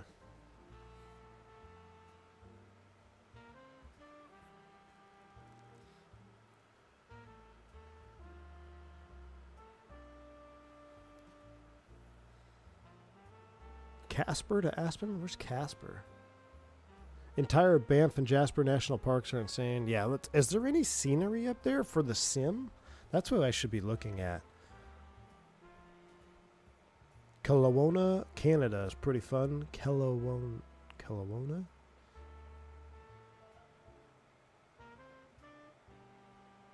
Yukon is nice for GA. My go-to 4 to 5 day conversation starter is how gravity is not, in fact, a force. Gravity is not a force, huh? I don't even know. What is it then? The Lear always looks like it's on the brink all time. I know, that's the thing, Dale. That's why I love it, man. The Learjet, and honestly, the MD-11, the Rotate MD-11. Oh, speaking of, TFDI MD-11, where y'all at? I think it's out to collection edition owners. Somebody said it's out to content creators too, but I haven't seen anybody flying it. If TFDI is in here, if anybody knows TFDI, I would love to fly that. I have it, but I don't have a collector's edition, so it's not out for the poors that have the non-collector edition like myself and a lot of people out here. Well, I think I don't say a lot, but I didn't remember it. I don't remember too many people streaming or flying the collector's edition prior to, or paying, because you had to pay for it early, right? But MD-11, Learjet, I feel like I'm always hanging on the back of my seat. Like, eh. Dom, thanks for the 2 years of support, man. Has Azoba acknowledged the obnoxious cloud lighting at night over cities? Yes, Dom. And Sim Update 4, you got to check it out, man. Sim Update 4, night flying is amazing. It really is, dude. Sim Update 4, I think this is the best state the sim has been in. With makes sense. It's the furthest it's been in. But honestly, Sim Update 4, I think, is the update a lot of people were waiting for to either make the switch or to maybe fly in 2024 more. A lot of the issues, outstanding issues, have been fixed. The night lighting is incredible. It's really incredible. Sim Update 3, I would argue that X-Plane 12 night lighting and Blue Hour was better. Now in Sim Update 4, I think Microsoft Blue Hour might be on top. We're going to have to do an X-Plane 12 stream just to compare. Because X-Plane 12 low light does look incredible. Not going to lie. Especially airport lighting. Do I fly around in Canada IRL? Not in a long time. But yeah, we'd fly to Canada.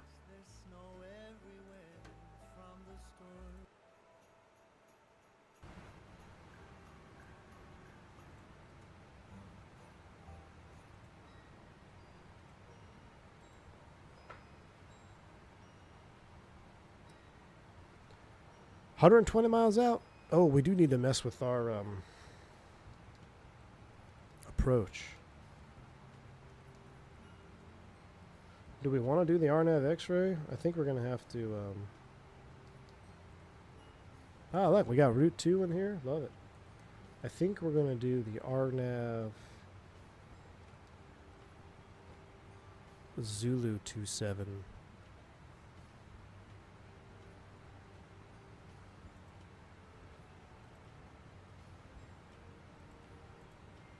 Gotta come over here. Let me just get this set up.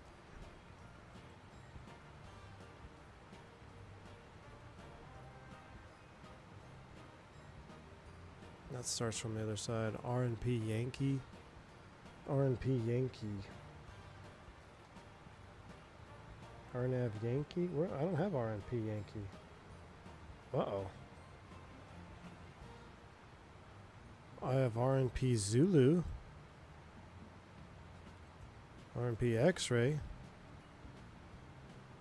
RNP Yankee. I don't have that one. RNAV. Oh. Yeah, I do. RNAV Yankee. Off of S-Sexy. Execute.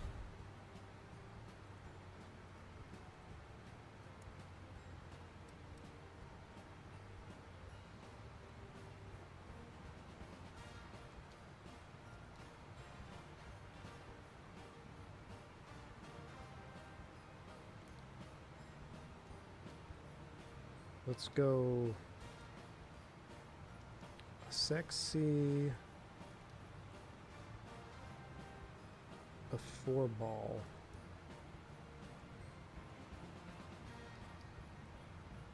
There we go.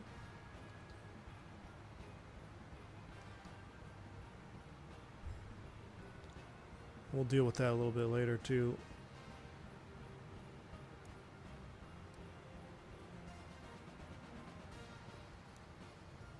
Got a little time. Oh.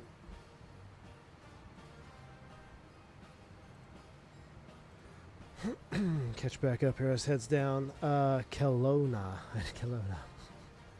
In short, gravity is a result of curved space-time, but not a force. It's complicated, but that's true. So let's say gravity, but does not force. Well, my head's going to explode thinking about that, so moving on. Reset Jet says, have you done Vagar Airport EVKG? I just saw Just Planes of Far Cargo 75 and had to recreate them on channel. Reset Jet, I don't believe I have. I'll have to look into that. Vagar Airport, huh? EVKG. I'll look into that. Yeah, AJ, that's right. Bought the TFDI like 9 months prior. That's right. I did not buy it 9 months prior because I was unsure how it was going to turn out. I have Sim Update 4, but when I'm up in the air IRL, I just don't think the reflection in the clouds looks good. Maybe it's just me. Do you wear NVGs? I do wear NVGs when I fly nights. Oh, see, I haven't done any NVGs in the sim. I did see that they have I watched Faviano do the Huey missions with the NVGs. Look pretty cool. But yeah, I think your best bet is going to be DCS for that, for sure, Dom. Gravity is the distortion in the fabric known as space-time. Oh my gosh, here we go. Some magical place north of Michigan full of nice people and beers, Canada.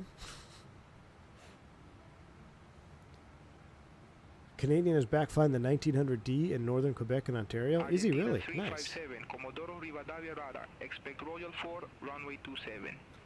Right here.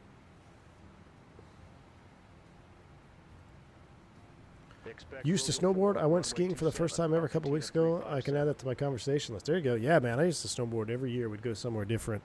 And then when I started flight instructing full time, and well, not when I started, pretty much towards the end of my instruction, when I was trying to get jobs other than flight instructor, I had a really bad accident. I say really bad accident. I busted my knee really good. And I realized that my life revolves around a medical, and I decided it'd probably be a good idea to take it easy. Because I used to do, like, backcountry snowboarding and stuff, and kind of reckless. I mean, you know, you feel invincible when you're in your 20s like you are. But, yeah, that's it. And then I stopped, man. I went one more time. I went the year after I had my accident with my knee, and then that was it. I never went again. So I haven't been in a very long time. I have my board somewhere. I have an old Burton somewhere. But, yeah, man. I'd be on my butt. But it's funny, though, because I kind of want to start thinking about doing a Christmas activities with the kids. You know, get them on some skis or a snowboard or something. I really want to go to Leavenworth, Washington. Little Christmas town. I really want to go there. And do the, you can, like, saucer slide down the hills. Those sports are for office type workers. Yeah, we're turning this channel into a theoretical physics channel. It's too late. I've lost control. I know. I can see the chat. Oscar 6 says Colin from TFDI said they sent out 24 builds to media partners. I assume I ain't a media partner. I guess so, Oscar Stick. Well, to be fair, I was a little bit maybe that's because I was a little extra critical when it first released. I was pretty critical when it first came out, I'm not gonna lie. But that's because I knew what the 717 was, and I was expecting, I don't know, I had higher expectations than what happened, and I was not happy about it. But I don't think I was disrespectful. I thought I was pretty tactful. I was just like, the sound, it was hollow, man. It was a hollow sounding airplane. To me, it's the jet version of the Aerostar. Like, there are some systems that are good. I actually think the Aerostar has better systems as a whole than TFDI first did. But it had systems modeling, but it just felt empty. It felt lifeless. The sounds were not good. The textures were straight out of P3D. They didn't even try to change them, which is why they have the whole new 2024 version update, which I commend them for. I think it's great. Been following along on their, like, you know, the before-after shots, which are pretty cool. But, yeah, I just was... Argentina 357, descend to flight level 130. All right, descend to 130. Let's do it. Descend to flight level 130. Time to go to work. Descend now. 13 is set. Down we go. We're going to pause the music. Sounds are coming up. And it's time to start programming the situations. All right, descend now. Execute 13,000. McCallum, what's up? Has the 717 been a mess when it first came out? Right, but I never had it when it first came out. I got the 717 towards the end of my P3D experience or dabbling, and it was in a really good state when I first got it. So I just linked the 717 to just being really good. And you know how your memory always, your nostalgia kind of blinds you a little bit. So nostalgically, I may have even thought the 717 was better than it actually was, just because of my nostalgia feeling to it. And I was hoping the TFDI MD-11 was going to give me that same feeling in 2020, and when it fell short, that's when I was like, eh. But, I mean, I stand by it. I think the 2020 MD-11, it just, for me personally, it missed it. It wasn't immersive. It wasn't a very immersive airplane. I thought it flew nice. They had some pretty good updates that came out towards the end of my time on 2020 that made it much better. But you know, we did a couple long hauls in it. We did Honolulu back to LA. That was fun. But I really am looking forward to the next one. All right. RNAV, RNP Yankee 27. Minimums, RNAV mins, LNAV 2100, 2150. Do we add 50 here, Turks? I don't know. Barrel mins 2150.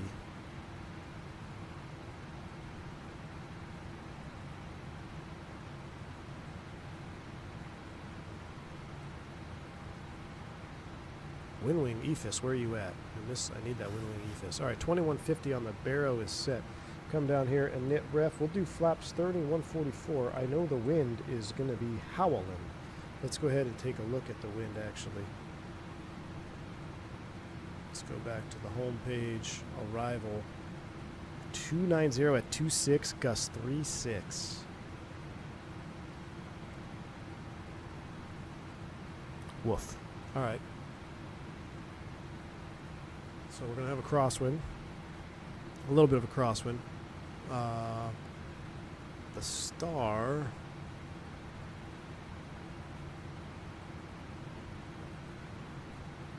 We're going down to 13,000, but it takes us to ball, but we're going to just do our own thing pretty much. Bottom is 7. We're going down to 13, at or above 13. I want to make D30. Is it too late to make this a hard altitude? Let's see.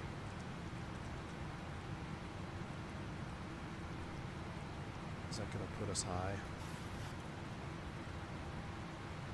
Let's see here.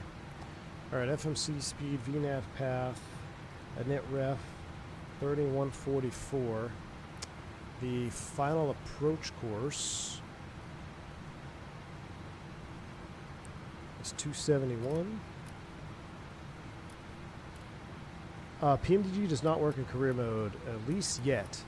Darth Rust, there's a whole lot of airplanes that are quote-unquote working in career mode, but I don't even know if you get missions for them. That's what I wanted to talk about, but we went down the gravity train and like society is failing train during cruise. We might do a career night on Friday night, career mode Friday night, because I kind of want to see if the PC-12 is fixed for altitude.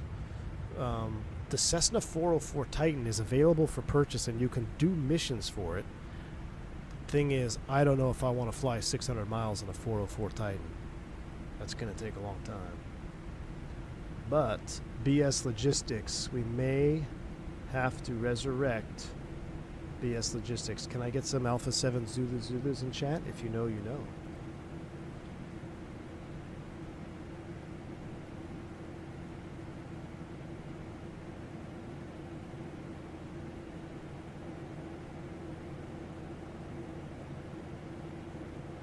Alright, down we go. Nothing to put in the ILS mode.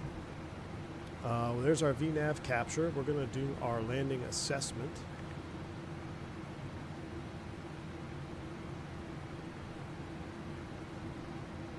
Landing en route, Balmaceda 27, aircraft details, import weather 290 at 26, calculate that.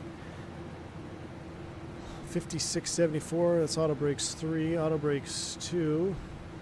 6,000 feet, and I believe the turnoff is at the end, right?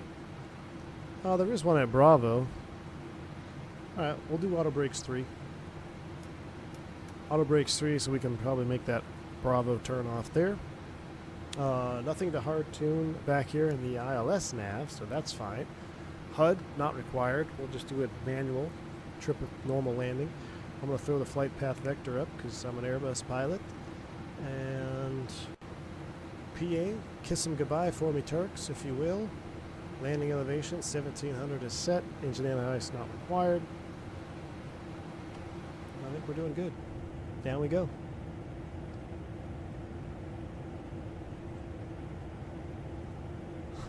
I still can't believe we landed at the helipad. That was the best, man. The birth of Alpha 7 Zulu Zulu was the best. K6, what's going on, my man? It didn't happen exactly. What helo pad? Flat, what were we in the? Were we in the 172? I think we were in the 172, right? That we just bought. It's like, I can't total my airplane. My biggest gripe with career mode, it's still there, has nothing to do with the lack of airplanes that I want to fly or whatnot, anything like that. My biggest, number one problem with career mode is it does not allow you to fly your airplane for any cargo mission. Example, if I have a medium cargo aircraft, which I would argue are light cargo aircraft, such as the Cessna Caravan, I want to fly light cargo missions because the light cargo missions are all like sub 200 miles, which is a beautiful flight time for a Caravan doing 90 knots. I do not want to fly 650 nautical mile medium cargo missions in a Piper Caravan. I also would like to do the opposite. If I want to fly medium cargo but my little Caravan can't lift all the weight, let me do multiple trips then. Let me be in charge of what airframes I can take, at least in company mode. Like if you own the airplane, allow the user to do it. I understand if you're in employee mode or whatever, that's fine. But once you have a company built and you've purchased an airframe, let the owner of the airline choose the airframe for the run. And don't mitigate the runways, you know, put it on the user to properly plan. If I look at the mission and it says the landing is a non-improved dirt strip and it's 1,500 feet, I'm probably not going to take my PC-24 into that runway, right? But if I do, then punish me. If I crash, I crash, right? Let me choose what missions I can do with my fleet. You will spend 6 hours in a Caravan cockpit and you like it. Turks, we did it one time and I wanted to just pull my eyes out. It was awful, man. Did we sim rate that one? We're not allowed to sim rate. We have a hard and fast rule for BS Logistics where sim rate is not allowed in company mode. So we suffered through some very long career mode nights. Miss V1 is in the house. Hey, I'm glad you didn't jump off a bridge, honey. She was we were talking about you earlier. She is holding down the fort. She's having a heck of a day. Kids throwing up in her car. Kids sick. Everybody's on antibiotics now. And I'm trying not to get sick selfishly because I'm a probie and I can't afford to get sick right now. Even though I'm off. But that's why I said I really may not stream tomorrow depending on how Miss V1 is handling, but she has been a rock star. 4 kids at home, all sick. So, some shout outs to Miss V1. The reindeer chow is almost gone. Alright, what I'm going to do is I'm going to just tune tower. I'm going to contact my own tower. I'm going to fly my own approach. After this, we're going to set 7,000.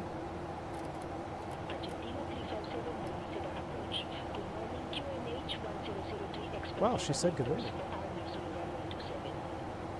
Maybe I should just let him vector me to see what happens. Expect radar vectors for RNAV Zulu runway 27. All right, 1003 is set. All right, let's do our checklist. What's it called? Descent. Descent checklist. Altimeters. 7,000 feet, QNH 1003, Argentina 1003 set. Approach preparations completed. Pressurization checked. Terrain display selected. Lights. Ah, dang it, I forgot the lights. Fixed lights coming on. Do we do taxi for fixed? I don't know. That's a look at the expanded flow. Descent checklist complete. We're almost done, Miss V1. We are on approach. What coffee do you want me to bring you on the way home, hon? You need the juice? You need a peppermint mocha? What do you need? Am I excited for the Fokkers? Absolutely. Mickey G says, my wife and 2 kids are sick too. Not me though, because I'm superior. I wasn't going to say that, but yes.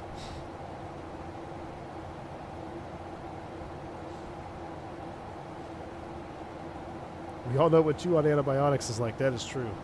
Yeah, me flying on antibiotics, streaming on antibiotics is no bueno. A peppermint latte. I think we will, Sam. Let's see what she says. Fires are out now. Any coffees will do. I have eggnog lattes. Sam, are you a peppermint mocha fan now? I can't remember. I think we were going to get you to get one. I thought you were going to get one a while back. The shadow, the lighting. It's real life Reset Jet, isn't it? Great name, by the way. I think I've said that before. But Reset Jet. Love that. The one with the most caffeine. Okay, so we're doing Cortado, 4 shots. Gotcha.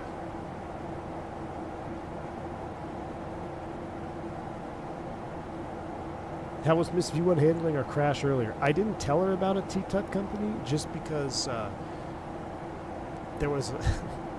I really wanted that stream to be successful because I was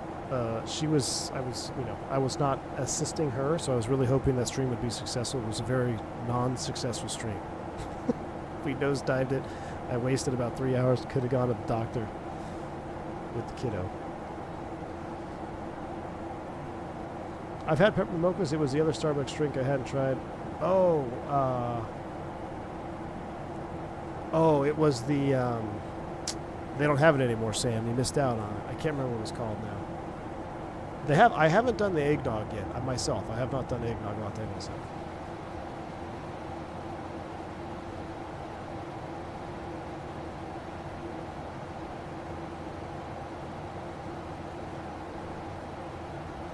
The stream was successful, just in a very different set of goals. That's one way to put it. All right, we're starting to go down into the wind. It's going to be bumpy. From the flight deck here, as you notice, the seatbelt sign is on. Got a report from the aircraft in front of us that there's going to be some moderate turbulence here on our descent. So if you are up and about, I do ask that you remain seated for the duration of the flight until the aircraft arrives safely at the gate. Flight attendants, please prepare for landing. We're probably going to get rocked coming through these mountains here.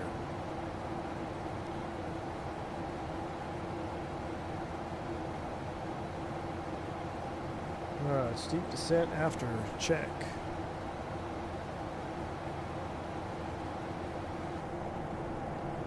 Flight deck descent is impressed with pre-release, so it must be good. What are you saying? I'm not impressed with the pre-release? No, just kidding, man. Yeah, no, I actually watched his S-turn to final there in Madeira. So, yeah, a little off center line. I'm going to have to leave a comment to be like, hey, you know, I'm not typed on the 7.3 yet, but I think that approach, weren't really straight in on final there, Chief. I think they changed the eggnog lattes. They taste way different from the last time I got one. Interesting, AJ. I have to try it. That's what I'm going to try. All V1 streams are successful. Thank you, Key6. Key6, biggest fan.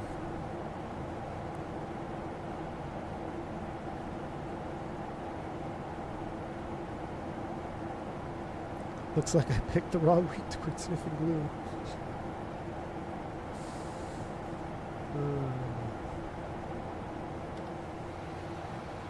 Alright. Speed brakes are coming out. We need to slow down. I need to get the flight recorder up. We got to make this a good one, chat. Hey, hit the like button for Miss V1 holding down the fort so we can stream. Don't hit the like button for me. Hit it for Miss V1. Alright, recorder is up. 250. Retracts are coming out.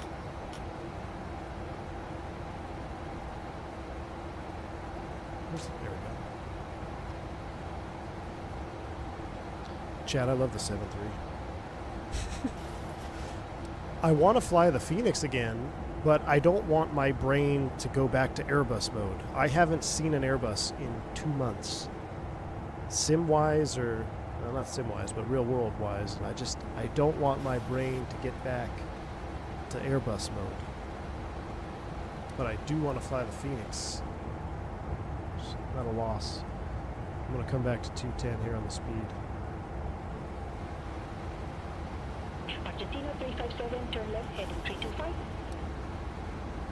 Turn left, heading 325, Argentina 357. Call tower. going to wait. I'm going to just vector myself. So if you are using Beyond ATC and you want to fly your own approach, I love this feature. Just switch to Tower Freak, because they will vector you around and they will give you decent vectors if you follow them.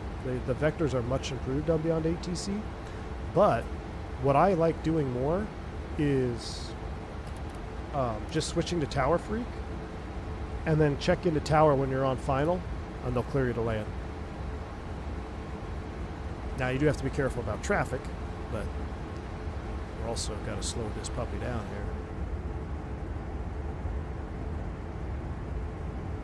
here. The 737 Glazer himself. I know it, dude. I know it. It's what's happening to me, Mickey G. What is happening? I love it, man. Look at that wing. The wing is even sexier than the Airbus, you know? Look at flexing wing out there. The squashed engines. Love it. JK, thank you for the $5 super chat, man. For NyQuil and coffee. Just don't mix the two. Might end up like the Starship. JK Gerard, thank you for the $5 super chat, my man. Appreciate you. Very kind, man. It is available tomorrow. Yeah, the pointy nose, right? I don't know if we're gonna make this. 180. We stay in LNAV, and then we set the minimum, right? 2100. Below 250, flaps 5. Trying to slow this puppy down here. Noon Eastern. All right. I do not know if I will be live tomorrow. I'm going to check in with Miss V1 tonight. We'll see how things go down. Noon Eastern tomorrow is your day. Let's add 144 plus 5 is going to be 149.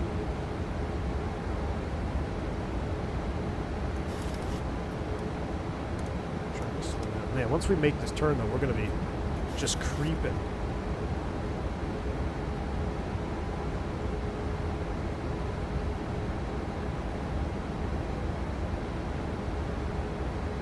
Alright, so we don't touch anything. We don't hit approach. Well, I think we could because it's an RMP, right? Yeah, we can hit approach because it's an RMP. See, I'm learning things. Whoa, we captured the glide path before the final approach course? That seems sus. I don't like that. I don't like that. Final approach course. Alright, here we go. Bearded Aviator, welcome back to Private Pilot, man. Glad to have you on board, my friend. Oh, stow the speed brake there. Flaps 15, gear down, but we can actually go flaps 15 without the gear down here as long as we're not below a certain thrust lever angle here. Gear down. Gear down at 10 miles. Oh my goodness, this is going to be an interesting with the wind situation here, guys. This is going to be real interesting. Oh. Right in my DU here.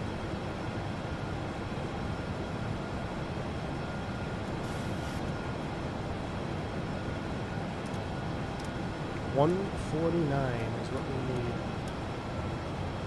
Flaps 30.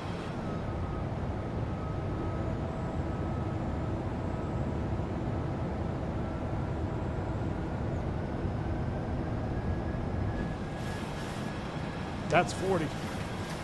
Flaps 30. Before landing checklist, approach briefings completed, seatbelts on, PA complete, recall checked, auto brakes as required, HUD set, radios and display set and checked. Let's go ahead and do below the line.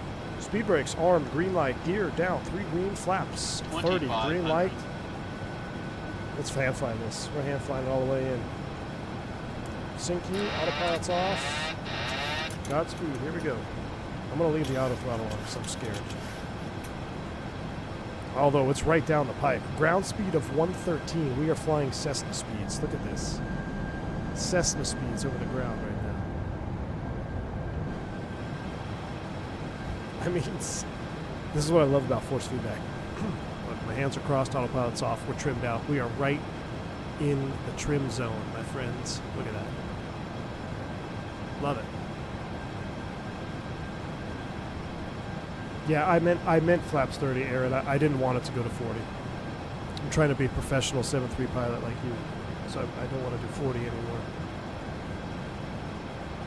I did also read today, you guys are correct, the common flap deployment schedule for my SOP is also 1, 5, 15, 25, 30, 40.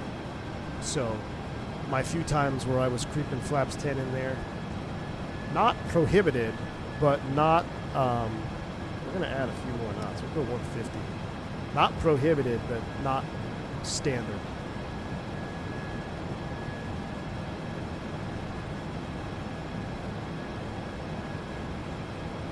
.28 knots, where it's right down the pipe though. I have no excuses.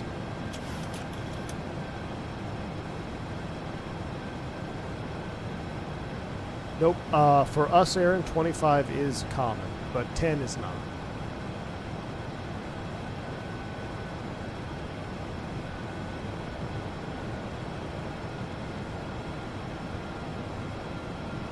And this is, who knows what this white carrot is. Where's my Boeing drivers? I actually read that this morning.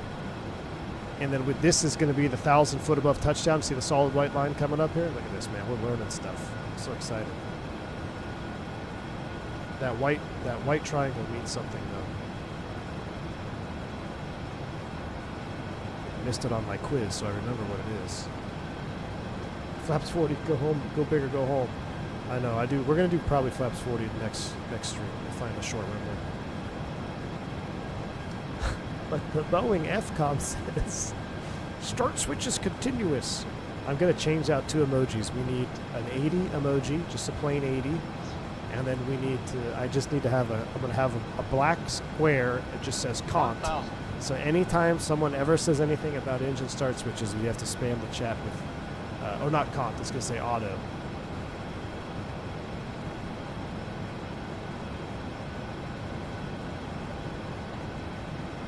What was flight deck to Sims landing rate today? Anybody remember? Let's see if we can read it. We'll show him who the real Czech pilot is. I'm just kidding. He's got like a decade on the airplane. I've got 0. I'm just as qualified as Turk Herein on the 7.3. Approaching minimums.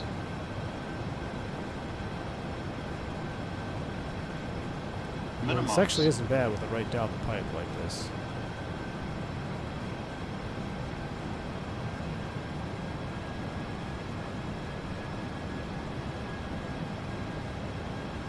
Now, this is a 2020 scenery, supposedly updated for 24. We're about to find out here. Typically 200 feet is where you get that stutter. So far, so good.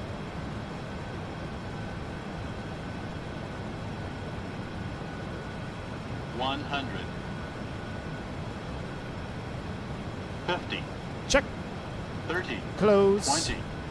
10. Hold the attitude. Oh, the auto throttle's just shoots. Damn it.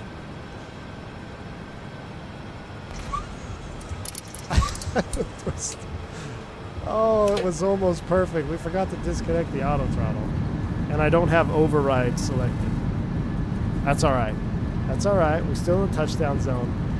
And it's easy to grease it when you got 40% thrust. Oh, my word. We'll take the reverse high speed. That was almost perfect. Mickey G, thanks for the $5 super chat. Says, look at you speaking Boeing. I'm so proud. Thank you, Mickey. Appreciate you, bud.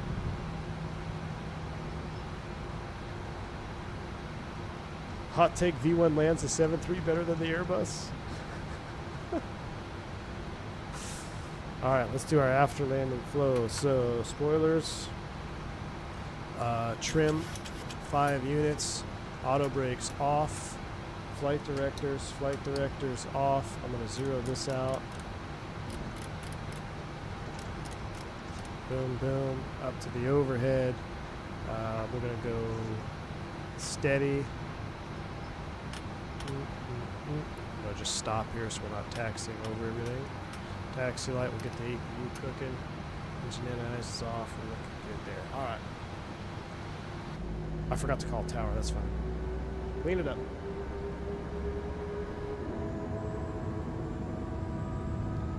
I'm really glad they PMDG fixed the heat blur too. It looks great. Man, this scenery looks really good too for 2020. Simulation Extrema makes this one.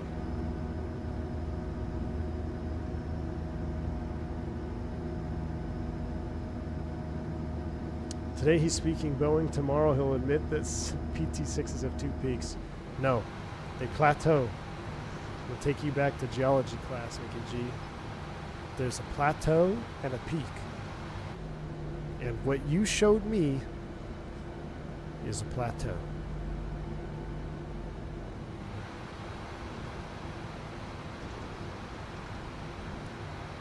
Alright, taxi lights coming off. Gen on bus. For sake of time, for Miss V1's sake, we're not going to do the shutdown flow and checklist. I've been practicing it though, but I'm going to just keep it running and we're going to go right into replay mode. Interesting lead in line here.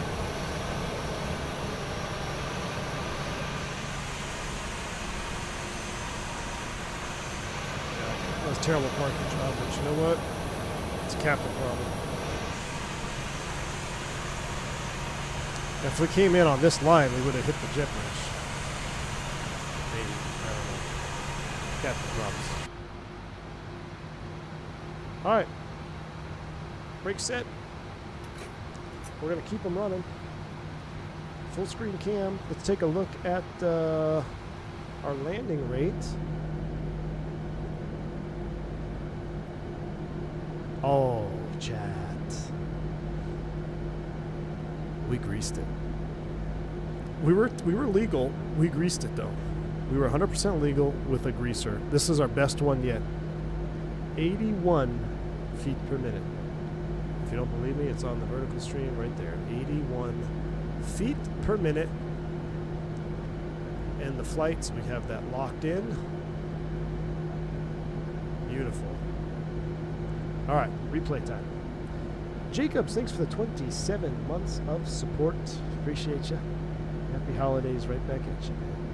Geography, AA run, same thing. Geology, geography, same thing. Oh, we're recording this whole time. All right, replays on. Let's go, let's go, let's go. I gotta get coffee for the wife. We gotta go.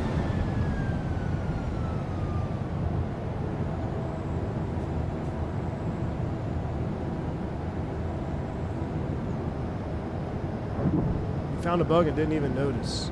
No, it's not a bug, Turk. You're talking about the auto throttle not disconnecting at idle. That's because I have manually override off.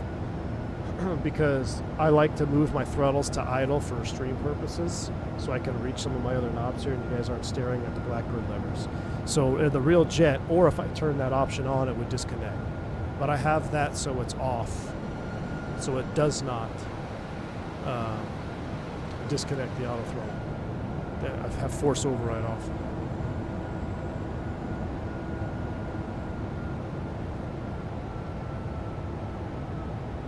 Motorized blowing throttles when? I was going to, but then we bought a puppy.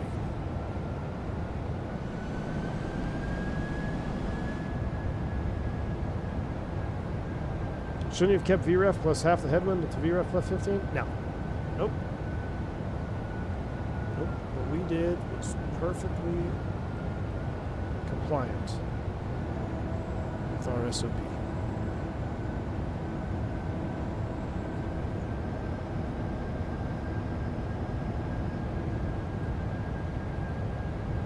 Greetings from Lucky's Flying Service and Live Bait. What's up, man? Live Bait. I like fishing. We need to get parallel 42 fishing pack when. All right, here's the approach inbound. Jacobs, yeah, NG. It's coming out tomorrow. Noon Eastern. Noon Eastern.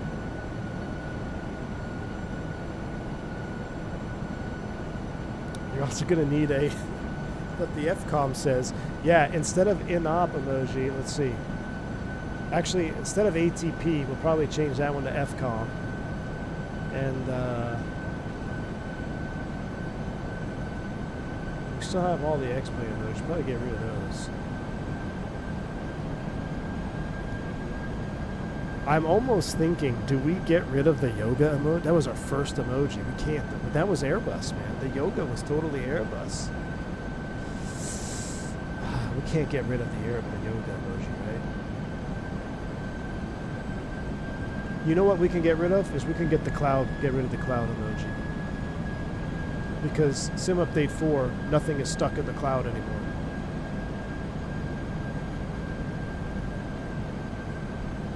Nothing is stuck in the cloud anymore.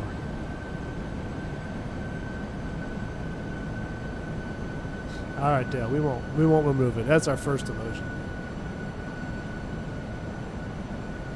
So listen to this, landing at 40% thrust. I was like, why aren't we descending? Why aren't we descending? There we go. Oh my goodness. Total grease.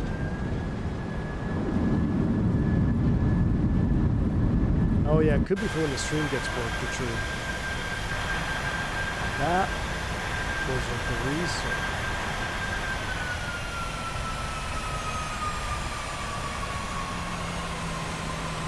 I mean,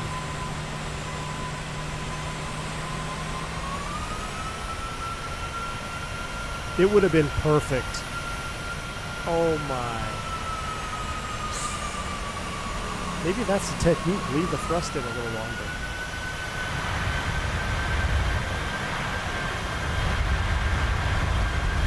Alright, point it back. It's set up for Fabiano replay mode. Oh, reset one more time. And I'm getting out of here. I am getting out of here.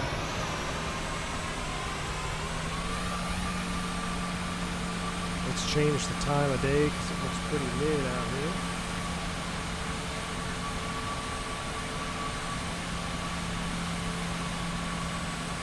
Middle of the day actually looks pretty good.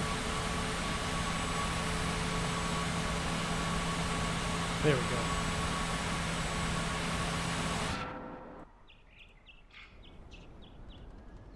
All right, sails coming on. I'll leave you with a few more replays. Get our airplane into the frame here. Look how cool it would look without winglets. So if a 737 goes off the runway for floating, we know who it is. Oh my gosh, just absolute wonderful flight. Y'all, thank you so much for hanging out with me on this stream 2. 737 NG. I'll give you one more landing here to watch us turn final as we roll into Balmaceda. Like I said, do not know if we'll be back tomorrow, what we'll be flying. NG is going to be released tomorrow at noon Eastern, so no more looking at pre-release streams. It'll be yours to fly. If you don't see me tomorrow, you'll probably see me on Friday. So I'm going to keep working on my flows. I'm going to really hammer down the after landing and parking flows. That'll be the goal for the next stream. And yeah, that's it. So y'all stay safe. Thank you for the support. Stay healthy. Until the next one. See you. Be well.